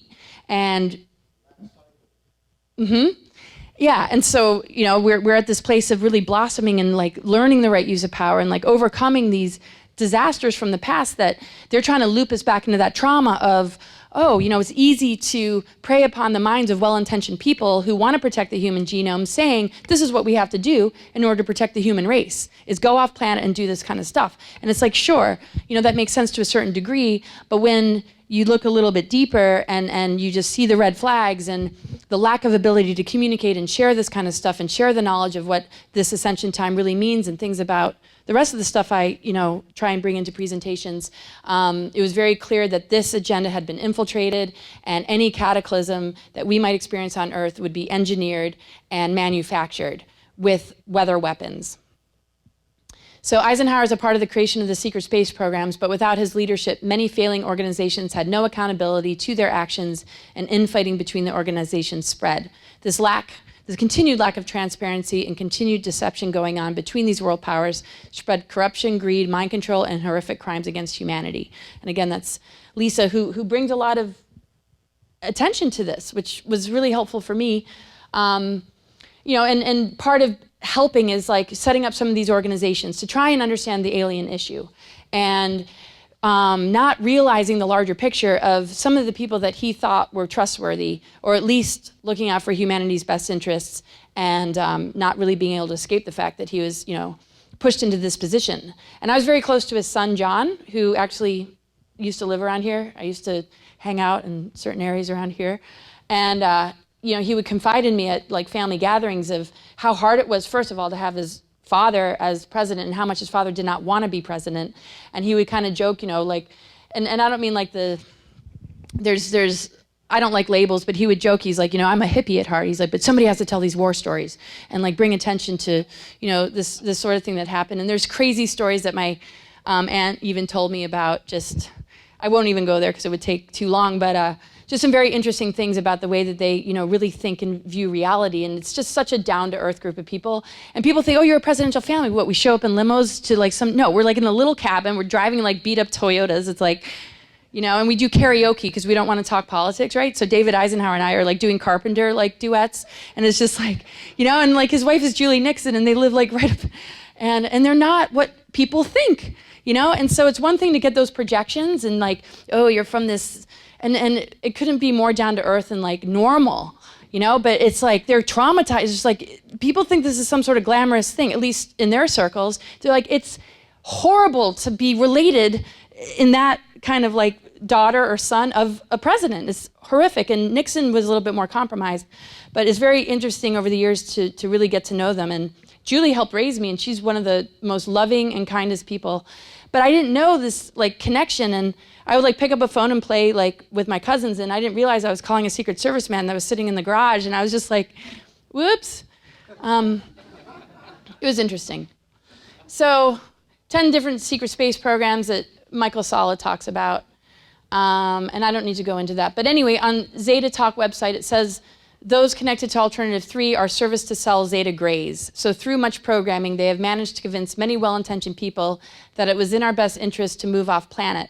Behind the scenes, a catastrophic timeline, in my eyes, is purposely being created to thin out the population and begin the creation of a transhumanism world. Because if the connection from spirit is gone, technology is the new life cycle. Abduction scenarios to gain genetic information to keep this cycle alive, to trick death through jumping timelines and using advanced technology is what I've come to understand. I've never time traveled. I've never been to Mars. I've never used teleportation. I only can say that I've heard about this from a number of whistleblowers. I don't doubt it, but I don't want to say absolutes because unless I experienced it myself, I can't, really fully say, but there are a lot that, are talking about this sort of thing. So anyway, like I said, in 2006, they attempted to recruit me into a hidden operation regarding the alternative 3 colonization of Mars scenario. Supposedly I was pre-targeted before birth, and I knew there was something really weird going on. And it's like, why? Well, maybe the bloodline thing, maybe because they didn't want me to be the loudmouth I am, and they could tell in the future that I might, who knows? I mean, God knows how many people they might have tried to recruit. The whole thing is they tell you something that isn't true. Normally, what seems to have happened is they get people there, they lure them, and it's not what they say it's going to be. And I didn't know that. I just knew in my heart, just don't go, just don't go. There's just no way that I would separate from this Mother Earth anyway. I mean, it was just no way. I don't even if it did blow up, so I'll blow up with Mother, I'm not going to Mars. I just knew that. And I know there's a history there and this and that, but so anyway, I knew if I went, I would not be assisting in the organic ascension. I was aware of all this as a child. I mean, lots of it was coming through, and it was really hard to just go to school or do anything with this other dialogue going on. It was easier to just be the projection that everybody had on me. Like I won most out of touch with reality for my senior class, and it was just like, cool. And now they see me, oh, you're being interviewed and you're traveling the world talking, and they're like, still don't want to really associate with me, but I've always connected with the Venus energy, so I found it interesting that I was contending with Mars. And really how I see it is what we're doing as a humanity, we're rebalancing the masculine and feminine. And the way that these planetary energies are being worked and manipulated are a part of that imbalance. So if there's a hidden Mars agenda, there's also a hidden agenda within our own ego that is allowing these nefarious forces to kind of run the show or convince us of something, which is targeting the personality matrix and our fears and our survival energy of, but it's only telling a few. And what about everybody else? And so I refused also because there's no way in hell I would go somewhere without the human race being aware of where their tax dollars has gone, because we all deserve something so huge. And the whole concept of elitism is the absolute biggest load of BS I've ever heard. And there was just, no way. So I declined to go to Mars because I believe in the power of the human spirit. I could also sense something was not right about this recruitment. The group involved are called the Aviary. It's a collection of strange birds, a group of key scientists, military men, and intelligence agents who share an interest in UFOs, telepathy, remote viewing, parapsychology, mind control, and the creation of psychotronic weapons. Now, remote viewing from the right people is good. Obviously, a lot of these kind of abilities and interests are good. They work coming from the right people. So very often, the right people have to counteract these agendas through the same type of abilities. It's like, I understand occultic stuff. I mean, astrology and tarot, if you want to call that occult, that's about as far as I go. I don't do like rituals or anything. And there's a lot of websites that are really trying to make me somebody I'm not, which is, I kind of get a laugh. And then when people actually believe in those websites, I get a little like, oh man. But anyway, it's just the knowledge of being able to see a much larger picture. It can be used for the betterment of self and humanity or not. So anyway, telepathy, remote viewing, in and of itself, not a negative thing. You put it in these abilities who work with advanced humans that they use to be able to use then the mind controlled psychotronic weapons. So when I found out that there were psychotronic weapons on me and I was being somewhat harassed and stalked to get me to Mars, that was great when that website came out, because that website didn't come out till 4 or 5 years after I refused the Mars agenda. I had nothing to go on but my own intuition. Project Camelot wasn't even really around, or it was just beginning. I didn't know any other whistleblowers, and I was just, trying to just rely on, and I was like, what if I made the wrong decision? What if this is really important for the human race? It was like really heavy. And then years later, because I had mentioned the word aviary, somebody did their research and came up with a website, names all the names. They all have bird names. And I always joke, it felt like I was in a Batman movie, because it was like penguin. They had penguin, they had owl, Chicken Little. Chicken Little was the one that defected and helped me to understand everything and why the recruitment happened. And obviously there's probably a lot of people, maybe they haven't come forward, that dealt with something similar. But to me, the most benevolent force that is with us is the mother energy and planetary consciousness that is returned. We need to understand our DNA and how it connects to the grids and stargates on the earth. We need to embrace our dark and light, balance the masculine and feminine, and overcome the agendas that seek to conquer and divide. So, okay, what makes it a little bit difficult when this is all the stuff that we're up against? 5G, geoengineering, false flag agendas to lower consciousness and create false fake war on terror. Again, every time we take a huge leap as a humanity, usually something happens in the news to drop us. Then, of course, pedophilia, satanic ritual abuse, which is incredibly disturbing. And that is what keeps the dark mother reversal codes, it keeps digression, it keeps the ley lines and the portals like in a really like stuck state, like heavy density miasma. Like it just keeps us in a low density to generate that level of darkness. Then transhumanism possibilities, ET government treaties, mind control implants, targeting, brain mapping. AI, Jade Helm, we don't hear much about that anymore, but media distortions, masculine, feminine distortions that keep us in a power struggle instead of harmony, and fake alien invasion has always been a possibility. The use of blue beam technology, potential false ascended masters, new age distortions, so we have to be very careful, if we decide we want to channel what we're actually bringing in. And some of the new age distortions, I don't want to bust on it too much, but it can make it very difficult for us to own the processing that we need to go through.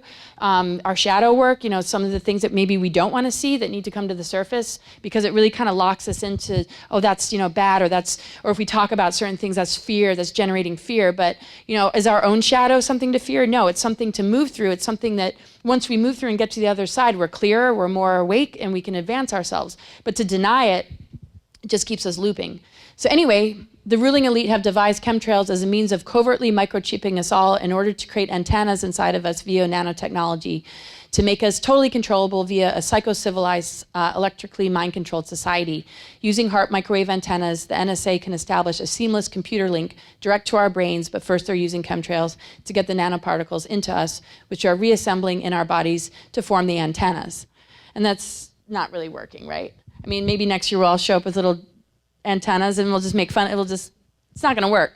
I mean, so that was really what they were attempting to do. We might notice our skies are still being sprayed. We might be filled with nanites, but the thing is, it's a frequency thing again. When we start to move our consciousness into higher dimensional energies, we neutralize this stuff, we alchemize this stuff. Alchemy is a natural occurrence in nature. I mean, if we see a butterfly turn into a caterpillar turn into a butterfly, I mean, that's proof right there that there is a way to actually go through a metamorphosis through actually going into a bit of the dark night of the soul, which I talked about yesterday, of just really allowing ourselves to kind of go through this huge rebirth, drop the programmings, drop the stuff we've been taught, open our minds up to ourselves, our own education from our own wisdom bodies, and see where it links up to others. But I would start with the self before we overly bring in outer information. So the intention behind my presentations is to hopefully give people, an activation that's personal instead of just, throwing a bunch of information. But when this stuff gets into our system, and we see, waves of like energy happening that affect a lot of people, sometimes they are just in that thing.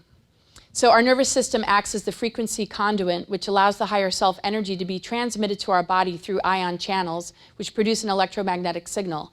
The electromagnetic signal received is then transmitted from our neurological system to communicate directly with our personal DNA signal.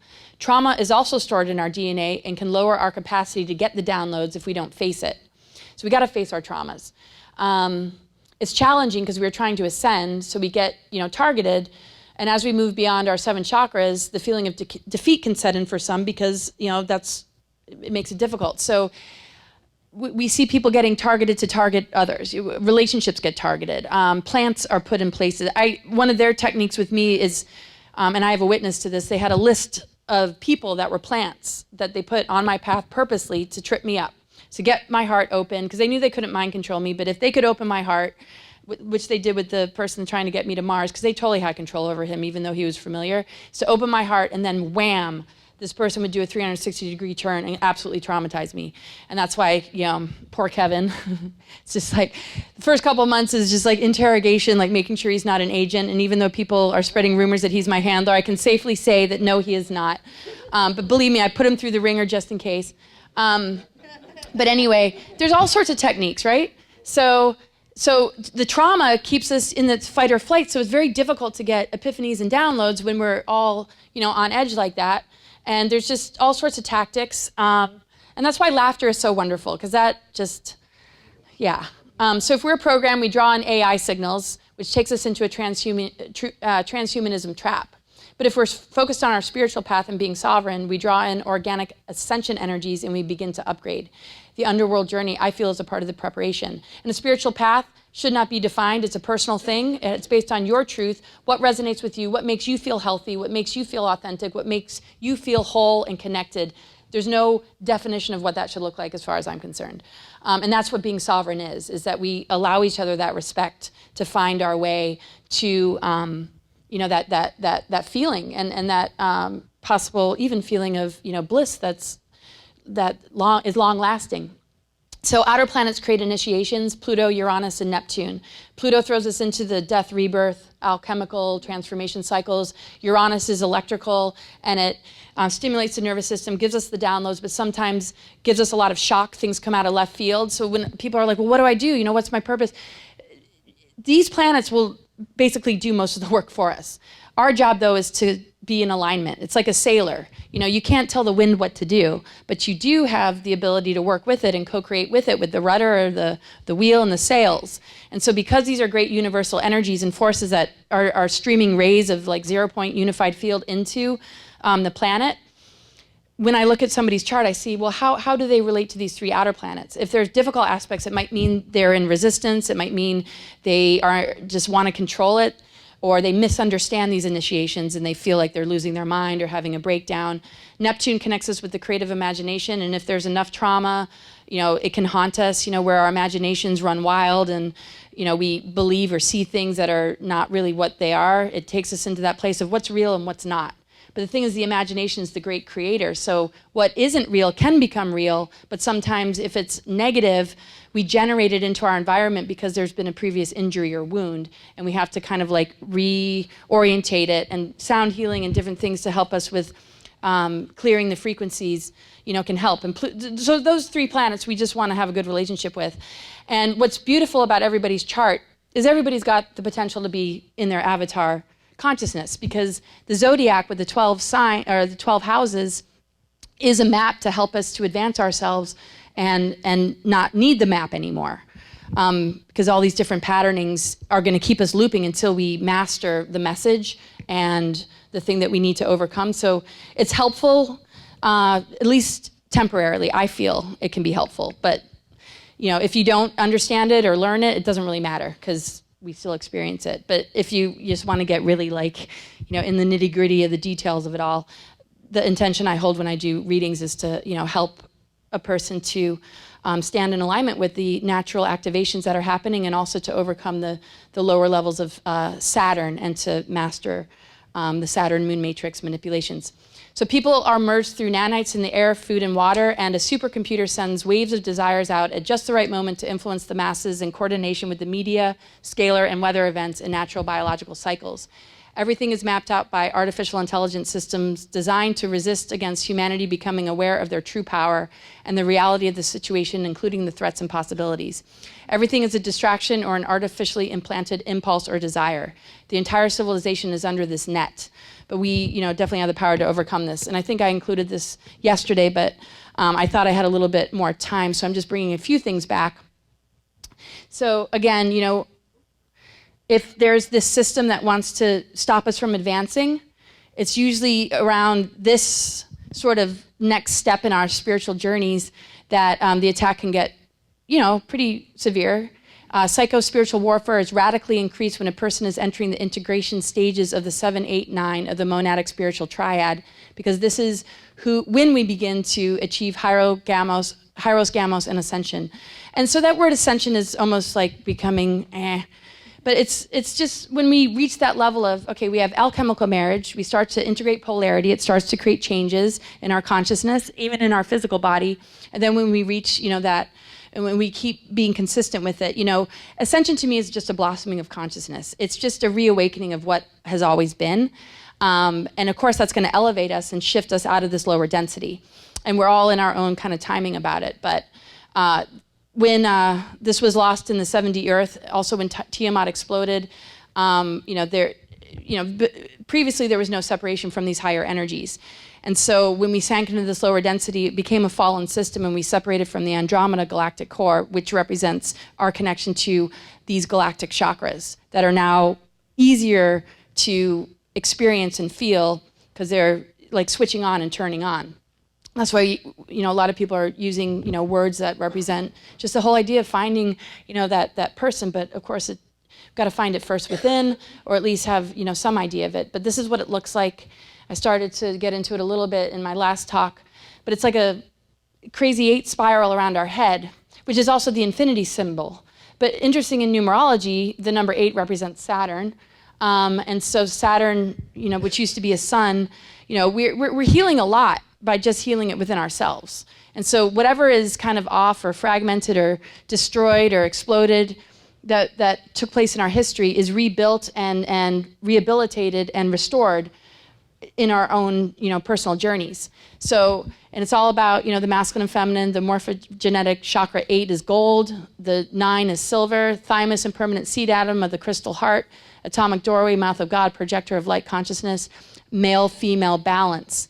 Morphogenetic chakras begin to galactivate identity to multiple awarenesses of star intelligences and other identities and lifetimes. So there's a lot of individuals that are already able to do that, that may have already overcome the attack or are becoming immune to the attack, recognizing that it kind of comes with the territory. If you let it really, really get the best of you, that's exactly what they want. So when you hear like, don't feed the trolls and all this stuff, I'm certainly not trying to feed the trolls. Sometimes if I'm having a bad day, I just like to rip them a new one. Just, not that I really care, but it's just like, but not in a totally derogatory way, but just because it's entertaining, because it's just like, oh yeah? But, I'm trying to not even do that. So mutations in DNA can occur as a natural or unnatural process. The unnatural is our exposure to mind control, weather weaponry, chemicals, artificial intelligence signals, vaccinations. And I don't want to be controversial, and everybody's got their own comfort level as far as the things that they decide. There are some good ones, and obviously there's an agenda to have ones that aren't. Laboratory-made viruses, toxic elements, and ET control groups have been writing DNA sequence coding into the planetary mind in order to evolve their preferred bloodlines while targeting genetic undesirables or light workers who can elevate humans. This is done to block our higher consciousness from coming through. Because there's no such thing as a genetic undesirable.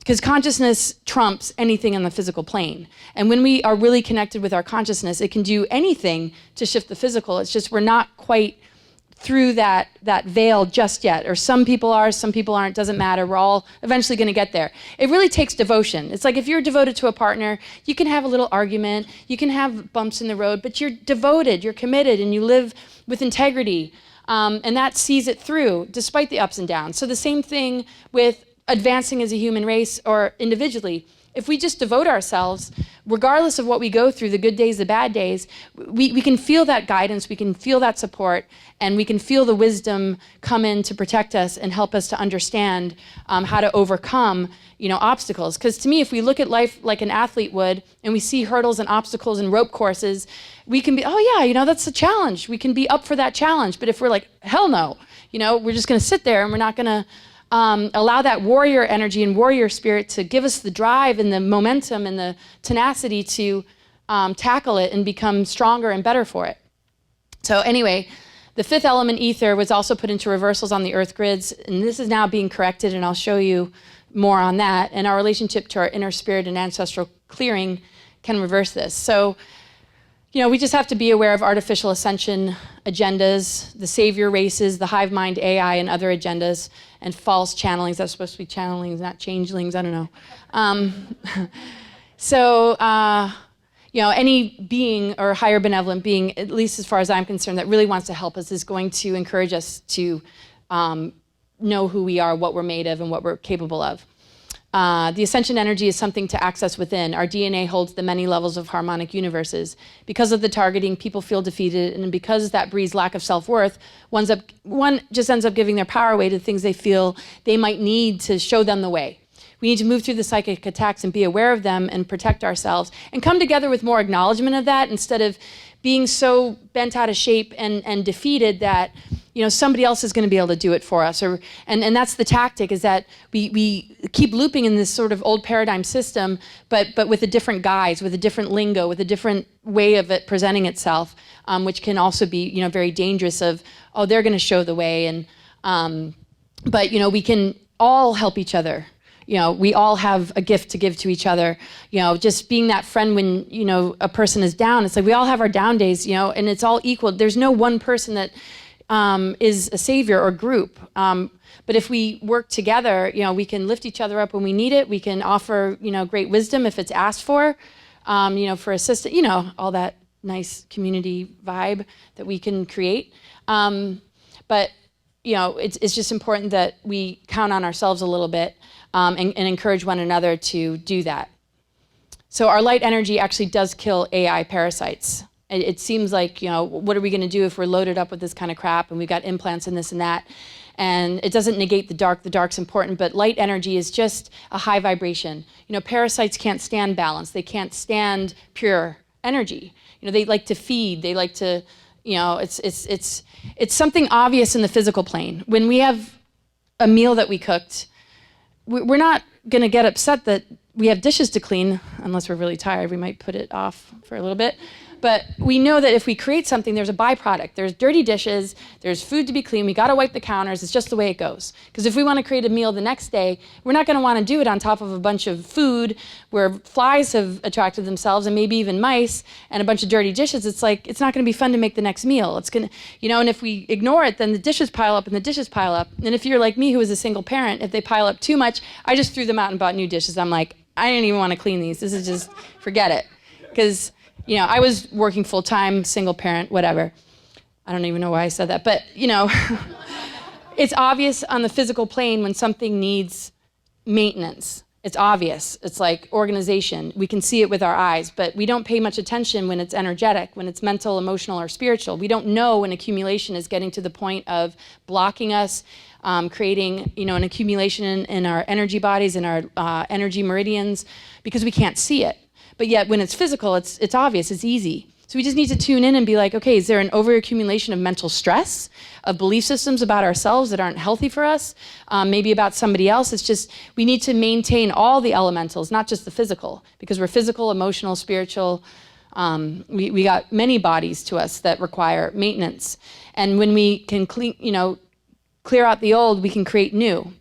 If there's accumulation, we're dragging the past with us. We're dragging the accumulation with us, and that's part of why we keep looping. It's really hard to create fresh if again, there's dirty dishes in the sink. So the original intention was to challenge us with adversity until we would wake up and have right use of power, but it got out of control. I mean, there was a purpose virus that was implanted in this world to help us learn the right use of power in this free will universe. There was some sort of sense to it all. But anyway, let's get to the good news, because here we are. We're in the natural cycles when this natural stargates open, called the stellar activation cycle. We're currently in this window. Planetary body, being in alignment with the galactic plane, is merging the galactic cores of Andromeda and Milky Way, and is opening us up to the rest of all that we are. So the attacks, even though they might still be there, are going to fall away a lot easier. Just like when we see false flags or things happen in the news, there's groups of people that are just breaking it down, breaking it apart, seeing all the anomalies, seeing all the reasons why it's not legitimate and it's not real news. We hear enough about fake news, and it's just so many people are on top of it, so many channels. Even if there's censorship, there's always a way around censorship. There's always a new platform or a way to get your message out. And they keep shooting themselves in the foot by trying to silence people. So it's a storm that cannot be stopped. So there have been different genetic hosting races of the Earth's ascension for the last 35,000 years, and it didn't go so well. I talked a bit about just patriarchy, that programming and infiltration. But as of 2009, 2012, our planet went beyond this to prepare for the return of the 13th gate pillar of Mother Arc. We will feel into the mother energy more and more and recognize that power within ourselves. Basically, it's like a chakra lighting up, but it's also a location on this planet, because the Earth grids and the stargates and everything is a replica of our own DNA and chakra system. It's based on the elements, our DNA connection to the elements and the Earth grids, and the presence of the 13th sign of the zodiac that the sun began to move through in 2010 is the only astrological sign ruled by the ether. So it's just another indication of something happening. Because if the hosting of the Ascension Timeline shifted in 2009, 2012, and the sun happened to move through the 13th sign of the zodiac, that's pretty good indication that something did take place. And if you study what that sign is all about, it's the only zodiac sign that's actually associated with the ether. So the 13th sign of Fiacus, alchemical theme is unification and wound healing. It's actually an astrological sign that's not ruled by a planet, but it's ruled by Chiron, the wounded healer. So when people are like, well, how do I get in touch with this? Well, first, it's really good to just connect with the earth, knowing it's not just an earth. It's like a consciousness, and it's vibrating, and it's increasing its vibration to help us to be activated. The Chiron energy is all about the wounded healer, right? So a lot of people that are really great at healing others tend to be struggling with their own wounds. They can identify with other people's wounds. They have the compassion, but it doesn't mean that they are all fixed themselves, but that's kind of the whole idea of the wounded healer. And so the mother energy is, you know, the wounded element of ourselves, and so is the masculine, of course, because I never think of the mother without the father, but the emphasis on the mother right now is because that's the thing that's been sort of in the underworld and kept in darkness, so it's just important to bring it to the light, because it actually will heal the masculine also and help clear the programming so that they can get in touch with that side just as much as we come out of the underworld, we get in touch with our warrior energy. So it's just really circulation, not so much, you know, getting all, you know, gender confused. So anyway, this phase is the solar alignment with the cosmic ether, which is at the core of the galactic center, which represents pouring of healing spiritual waters into the earth and humanity from Mother God. Now those words I know are trigger words, even the word God, even saying Jesus now is like, oh, you never know what's going to happen. But, you know, it's the mother energy. It's a part of us. It's just a part of just creation, right? So anyway, ether is something that hasn't been available. If we look at the dark mother reversal energies, satanic ritual abuse, and the whole symbolism of the upside down pentagram, the ether has gone into the ground. And physicality is hold dominion. That's why there's been survival injustices, physical ailments, epidemics, is that the physical has overridden our connection with spirit. Now that everything is shifting, spirit will recognize, holds dominion over physical matter, and with that connection and through intention and through keeping our creative channels clear, we can alter the physical over the course of time. So if we are programmed, we draw in AI signals, which takes us into that transhumanism trap. If we're focused on our spiritual path and being sovereign, I did say this before, we draw in organic ascension energies. And really, you know, what that means, I just feel is just, you know, general integrity and kindness and all those, you know, virtues that it doesn't have to be, you know, that complicated. So I started to talk a little bit about Saturn. The lower level is dominator, controller, matrix, and dark agendas. And then sort of the intermediary would be limitations, rules, and responsibilities. That's more the human sphere. We work with the law of structure. But when we work with the law of structure, we have to determine, is it repressing us? Is it holding us back? Or is it actually a discipline that can help us to thrive? So we have to take the upper hand at times and say, that doesn't work for me. That rule or that system is blocking, it's repressive. And then when we're moving into teacher-master, we can find disciplines that serve us. Maybe it's something that we do every morning. You know, maybe it's some kind of routine that makes us feel healthy and good, to allow this container to be a container for these higher energies to come through and create activations. So we can enlighten Saturn through our own work by determining what outer authority structures have gotten in our way and what disciplines, because we have to work with the law of structure in this time, what can we work with to, you know, help us to thrive. So some people do yoga, some people want to go for a walk every day, some people change, you know, things about their lifestyle, and some, you know, are you know, just trying to kind of, you know, figure it out. But that's part of the process, is to get out of the old system of control and determine a structure that works for you, works for your body. It has been recently observed that the solar system Stargate 7, located inside the planet Saturn, was also transmitting artificial intelligence beams through the moon that corrupted the ultraviolet wave spectrum in our planetary magnetosphere. And again, that's a quote from Lisa. So Stargate 7, if we look at the 7 chakras, how we've been limited, we look at the demiurge and just being in somewhat this quarantine, only really given access to the knowledge of 7 chakras. It's interesting that Stargate 7 is located inside the planet Saturn. There's also a location on Earth as well.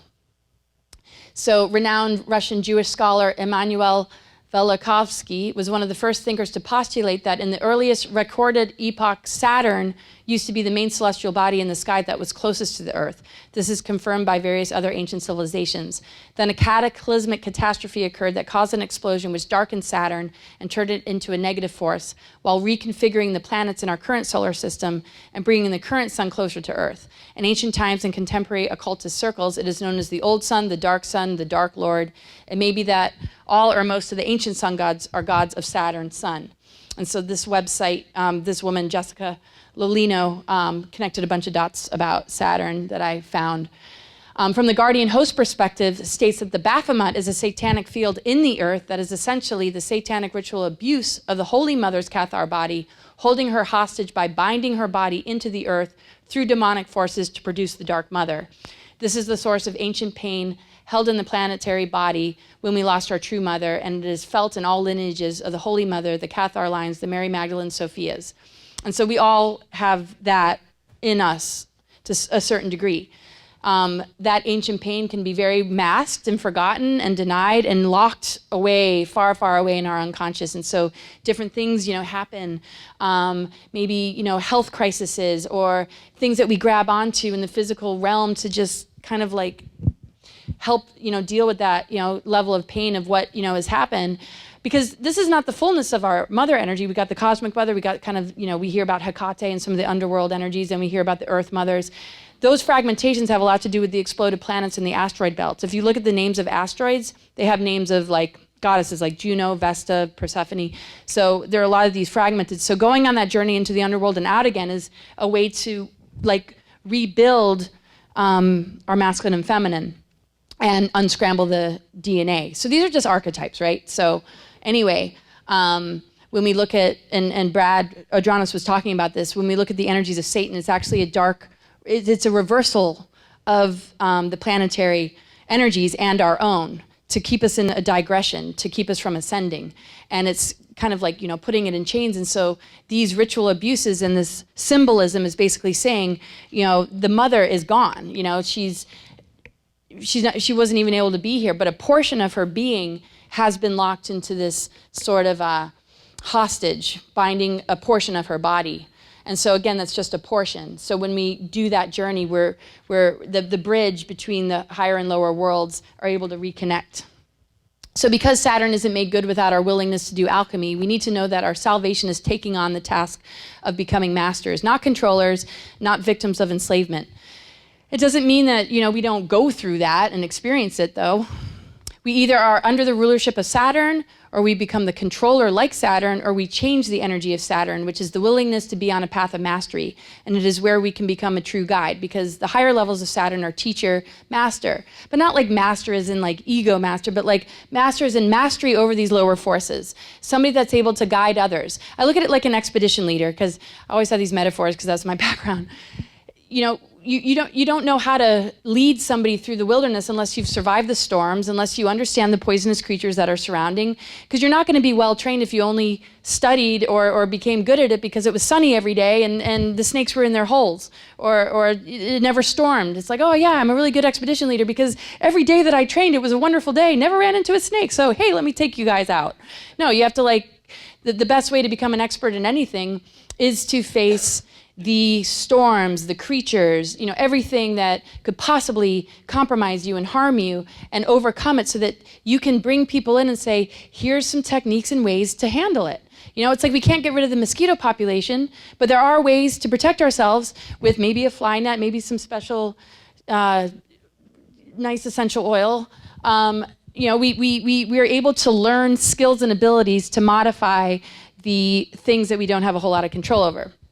So anyway, it clears our emotional water so that we can connect to lunar forces that aren't so dominated and manipulated. So there's higher octaves of the lunar energy. The lower one is still this imbalance of the Saturn-Moon Matrix, where our emotions are kind of all over the place, and we're dealing with, the programmings of Saturn. We can go into these higher octaves of the lunar energy, and eventually we're not even going to have to work so hard at it, but we have to be somewhat, immune to it. And part of that is going through it and getting to the other side. So the power of our intuition and clear waters of clear psychic seeing is the higher level of the lunar energy. Pluto in Capricorn is going to be in a perfect conjunction in 2020, January 2020. Pluto in Capricorn is allowing this long-awaited alchemy to occur with Saturn. So Saturn and Pluto conjunct each other is really, really helpful. And what's wonderful is all the things that we have to do is happening on a cosmic and earthly level. The thing is, though, we want to connect with the organic elements of it, not how it's streamed through the media and how they're going to use these planetary energies to work their agendas, because they know how to work with all this kind of stuff. They've used dark technologies to manipulate the earth grids. They wait for certain times of the year to do certain rituals in order to sabotage. But if we, can understand this and enjoy it just within our own being in connection to earth and cosmos, that's the true reality. Everything else is an overlay matrix. So Pluto in Capricorn is allowing a long-awaited alchemy to occur with Saturn. It shows the dark forces are being exposed as the ether mixes with the lead to turn it into gold. The ether is the quintessence of the mother. It's up to each of us to stand in this process and not be tricked. I feel there are parallel expressions of every planet, and it depends on us to connect with the higher octaves. There are many levels to our perceptions and the way we experience anything. But this is the window period where it's all possible like never before, and we get to do it together or on our own, depending on, it's important to feel safe around certain individuals and develop that, before we just jump into any kind of we still kind of in that place. But anyway, because these satanic forces, this is, his perspective, Stephen Flowers, but I found this interesting. Because this satanic force, which it's only satanic because it's all about using the dark mother energy, the womb energy in reversal codes, which is actually what Satanism is, not so much a figure. But because the satanic force betrayed divine mysteries, or because these beings created this that might associate with that name, because this force betrayed divine mysteries to mankind, he has been punished. I believe in the word correction, not punishment, but his dark, heavy, laden qualities must be transformed into gold by the magician in an alchemical process involving the repolarization of lights. So we hear Seth, Satan, Molech, or Saturn is the lord of hell and the very god who rules over money and wealth. So I wouldn't word it like that, but it's just interesting because I was, talking about the alchemy. It's just another way to kind of see it. And when we look at Molech or the Khazarian Mafia or some things connected to the Cabal, this is kind of what they're feeding. When we look at ritual abuse and stuff, they're trying to feed this, and it actually connects into, hold on, I'll get to that. Okay, so I don't know how much time I have, and I don't want to spend time too much on, anyway, the Grail, Peter Farley, very interesting writings from this guy. The Grail has been identified with alchemy, the science of concentrating vital currents and life forces. In the time of the Catholic Inquisition, alchemists were careful to veil their art. They said it was to turn base metals into gold. In philosophical and metaphysical terms, the alchemists were more concerned with the transformation of the worldly person, lead, into a spiritually illuminated person, gold. Just as gold was tried and tested in the fire, so the human spirit was tried in the crucible of life. And the agent for this illumination was perceived to be the Holy Spirit. And so that's why in my little resume, life experience is my number one teacher, because we're tried and tested in this human experience all the time. And so if we look at the tarot, the death card is actually the number 13, and 13 is one of those numbers. So if we think about, okay, reconnecting to the mother, we look at the 13 families that have basically hijacked. They took the 13th floor off of most elevators. So every time I see a 13th floor, I'm like, yes. Very often you won't see one, but now it's like they're just coming back like a Mandela effect. It's like the 13th floors now at a lot of hotels. But death, 13th trump or major arcana, is the most traditional, of the most traditional tarot deck. It's used in tarot, whatever. So death being 13, 3 plus 1 is 4. 4 actually represents the Cancer house, the moon in the zodiac, but it's actually the emperor in the tarot. So you see the masculine and feminine right there, which shows, they're a lot more integrated if we look at it numerologically. So unlikely that this card actually represents a physical death. Typically it implies an end, possibly of a relationship or interest, therefore implies an increased sense of self-awareness. Upright, sometimes ending, severe illness, profound change, letting go of attachments, failure, mortality. I wouldn't word it like this. Is very much an old sort of deck, but reversal, living unaware, depression, long-term illness, because it's like you're being trapped in the birth canal. If it's upside down, it means that you're locked in the cocoon. It's really hard to get out. First of all, we don't have any support in these initiations, mostly in our society. And so it's very easy to not follow through the transformation and be locked into something for quite some time. But the ruling planet is Pluto, and because Pluto is next to Saturn, it's important that we realize that the old Saturn's dying and the new Saturn is being birthed. And we're going through all these different things connected to how we relate to the law of structure. And when we understand that the physical body holds the law of structure, we can determine what is best for us individually in order to thrive. And it's really on our own terms, not rules. But the core energy of this earth is a diamond heart, and it was anchored back into the earth only recently. It's way more powerful than the black cube harvesting tank in the core of Saturn that blood rituals actually feed. Every planet has a shadow side, and we all contend with Saturn no matter what our chart is. But the way to take down satanic forces is to bring love and awareness into our daily lives and refuse the AI mind control that comes from its infiltrating matrix. Saturn rules the law of structure and things related to our physical body. The Saturn-Satan part is just something to feed how we relate to the law of structure through mind control, through manipulating our emotions so that we're in a sort of survival state of desperation and we need something always outside of ourselves to appease it. Because we lost our mother for so long that we're looking for anything else to appease that sense of loss. But now that the mother's returned, it's going to be a lot easier to overcome this. So part of a Russian team, Dr. Garajavak, I know I said that wrong, found the airwaves could facilitate total genetic restructuring. Even David Icke believes we take the Saturn frequency into this 98% of our DNA, and it's coded with messages. These messages are designed to control and limit us into being orderly drones. Icke further believes that the moon is an artificial construct which was made to amplify the frequency band of the Saturn-Sun matrix on Earth. And again, the same person pulled some of this together. But so according to David Icke, the rings of Saturn are a massive broadcast system broadcasting a fake reality. DNA holds all the information we will ever need to build and maintain the human body. Researchers at Boston University and Harvard Medical School studied the 98% of our DNA that remains unable to be decoded is called trash DNA. DNA unplugged means our memory's been erased. DNA damage began about 5,500 years ago when the Babylon Sumer invasion took place. It erased DNA memories, race memories at Stonehenge. That's where the Nephilim reversal grid was placed because that's where the ley lines of the masculine and feminine are really strong that go into Glastonbury. Unplug those, and then we're just in this lower DNA expression. It blocked life force and kundalini, natural flow, glands, pineal, pituitary, hypothalamus, and thyroid, which are all connected to the stargates as well. So that's why Chinese medicine really understands pressure points and reflexology because all our organs are on our feet. So when you actually massage your feet and work some of these places, you're actually helping to clear stargates and blocked energies on the planet. And I wanted to break it down where I knew, what location I was massaging. It's like Greece and Titicaca's right on my lower back or somewhere, because those are stargates. But literally, there must be somebody who is creating some kind of map that corresponds everything about the physical body. If I had the kind of time, I'd be the person that would want to, but anyway, so shortened lifespan, damaged immunity, setting up for recycling of the astral 4D, and we keep coming back. But we feel a victim to it, but at the same time, we're learning something. We're learning to overcome it. Every time we, experience, a human incarnation, we learn to get past that false light or whatever. So, I mean, it's just a temporary thing to help us just to realize, how we're being played. So the scrambled geometric codes and morphogenetic fields blocked multidimensional perception, rewrote human history from 5,500 years at the time of invasion, patriarchal domination and enslavement agenda for Earth humans. That is basically meant to culminate around this window period that we're in, that this would be the New World Order time. This time that has been prophesized as a time of ascending and advancing has been a projected time of Armageddon, apocalyptic events, and New World Order.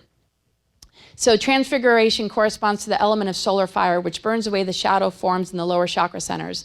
The lunar forces of the moon, connected to the dark mother, the lower shadow forms start to rise in our body to be consumed in this transfiguring solar fire.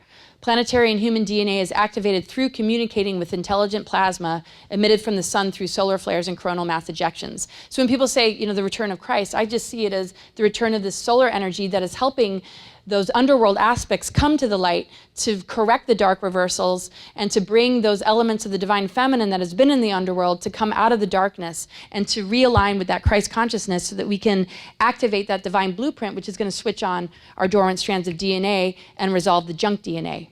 So healing our damaged DNA is actually healing thousands of years of imbalance that has turned into health issues and conditions.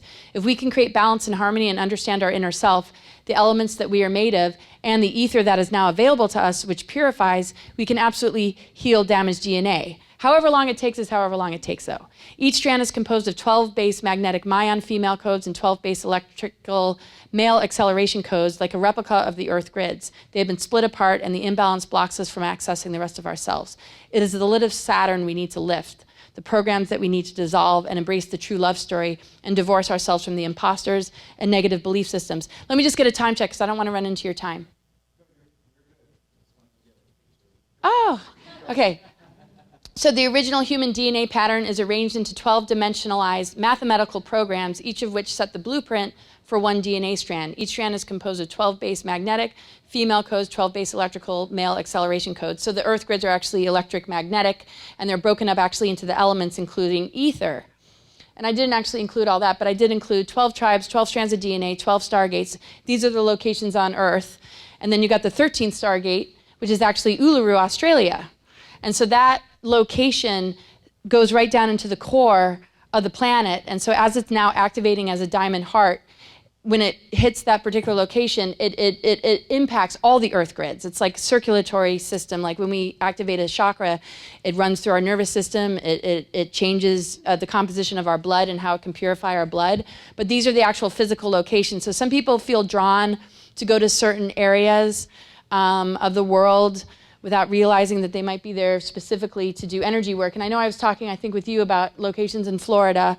And there's a really powerful Stargate there in Florida, which actually links to Jerusalem. So, you know, it's sort of like if you touch a pressure point on a part of your body, it can actually, you know, certain points can, down here, can be for gallbladder, like in a different location. So grid workers and people that have, you know, been working these energies do a lot in these particular spots to correct some of the infiltrations. And some, you know, even come from beings like the Leviathans that completely had the Sarasota Stargate all blocked up. And so that clogging of the grids and stargates are why it's been so difficult for us to recover. So ley lines are the meridian excitonial lines or grid system that conducts and transmits frequencies throughout our bodies and the planet. They are an exact mirror of our energy body, DNA, and chakras. All of this is built upon sacred geometry, things like platonic solids, but they can be thrown into reversals or manipulated. The first four shapes correspond with the elements: earth, hexahedron, air, octahedron, fire, tetrahedron, and water, icosahedron, with the fifth dodecahedron representing heaven, ether, or the universe. So the grid description, which I just said, completes the global grid, which relates to the ley lines and relates to the magnetic and electric. But there have been reversals. It's called a reversal 55, put on the dodecahedron, which is the ether. So when we look at the symbology of the inverted pentagram and the fifth element going into the ground, and the dark mother reversals, that's so that we don't have the energy circulation with ether, which allows our physical bodies to heal, which allows our consciousness to open up, which is why it's been so difficult for the last 26,000 years. Plus all these world wars and all these different things taking place, you know, have traumatized us to the point where we have not had that access. And so a lot of different lower forces have disguised themselves as imposters to, you know, give us a sense of like being on, you know, a spiritual path. And to some degree, a lot of it has helped, but to the same token, you know, some of it has been, you know, highly compromised. But our DNA proteins are also a mirror of this. In DNA, the nitrogenous base is made of nucleic acids: cytosine, guanine, adenine, and thymine. Metaphysically, each of these nucleic acids is connected to the elemental substance of the planet as air, water, fire, and earth. When we pollute these four elements on the earth, we pollute the corresponding nucleic acids in our DNA. So it's really obvious. How much? More time? Am I done? Okay, I'm wrapping it up. So we see the contamination in the outer elements, and so we're doing the healing. And both DNA and RNA, the mitochondrial DNA, serves as the fifth principle of cosmic ether, which is sourced only from the mother. And that's what we're connecting with. And astrology can be helpful. I'm mostly focused on medical astrology. How does it relate to the organs? How does it relate to your physical health? What aspects are making certain organs like compromised or certain energy blocks happen? So I like to look at astrology from a medical standpoint instead of just, you know, other things. So that's, you know, the full model. I talked about it yesterday. These are the higher frequencies connected to the mother arc, which is now finally in the planet. These are different levels of energy that we can, you know, notice, like our energy drops when we're in those lower vibrations of shame, guilt, apathy, grief, fear. And then, we raise the vibration as we allow our perception to give us like greater insights and greater wisdom to not just be floating around those lesser layers, but it's okay to go into those zones as long as we can pull ourselves out. That's part of the alchemy. And that's the full chakra system. We have much more than the 7 that we are taught. Light symbol codes direct the pattern of frequency into the DNA, which activate dormant levels of DNA. Things like sound healing are helpful. But the most important thing to know, which is, I'm wrapping it up here, is that the Venus transits have been creating a patterning in the sky of a pentagram.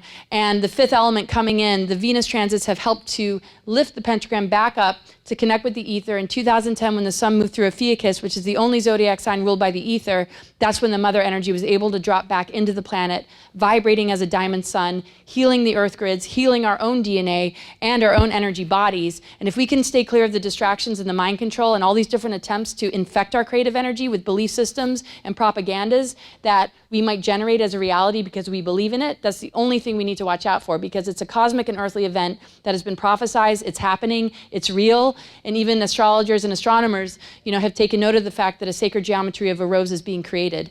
But this is heavy right now because we're going through a global detox because of all this. So don't expect that it's going to be all easy. Just keep flushing, keep flushing. We don't have to look at the puke, just keep flushing. And just, know that it's time to claim victory and have a good time together with each other. And thank you so much, because coming to these events is just a chance for us to unite.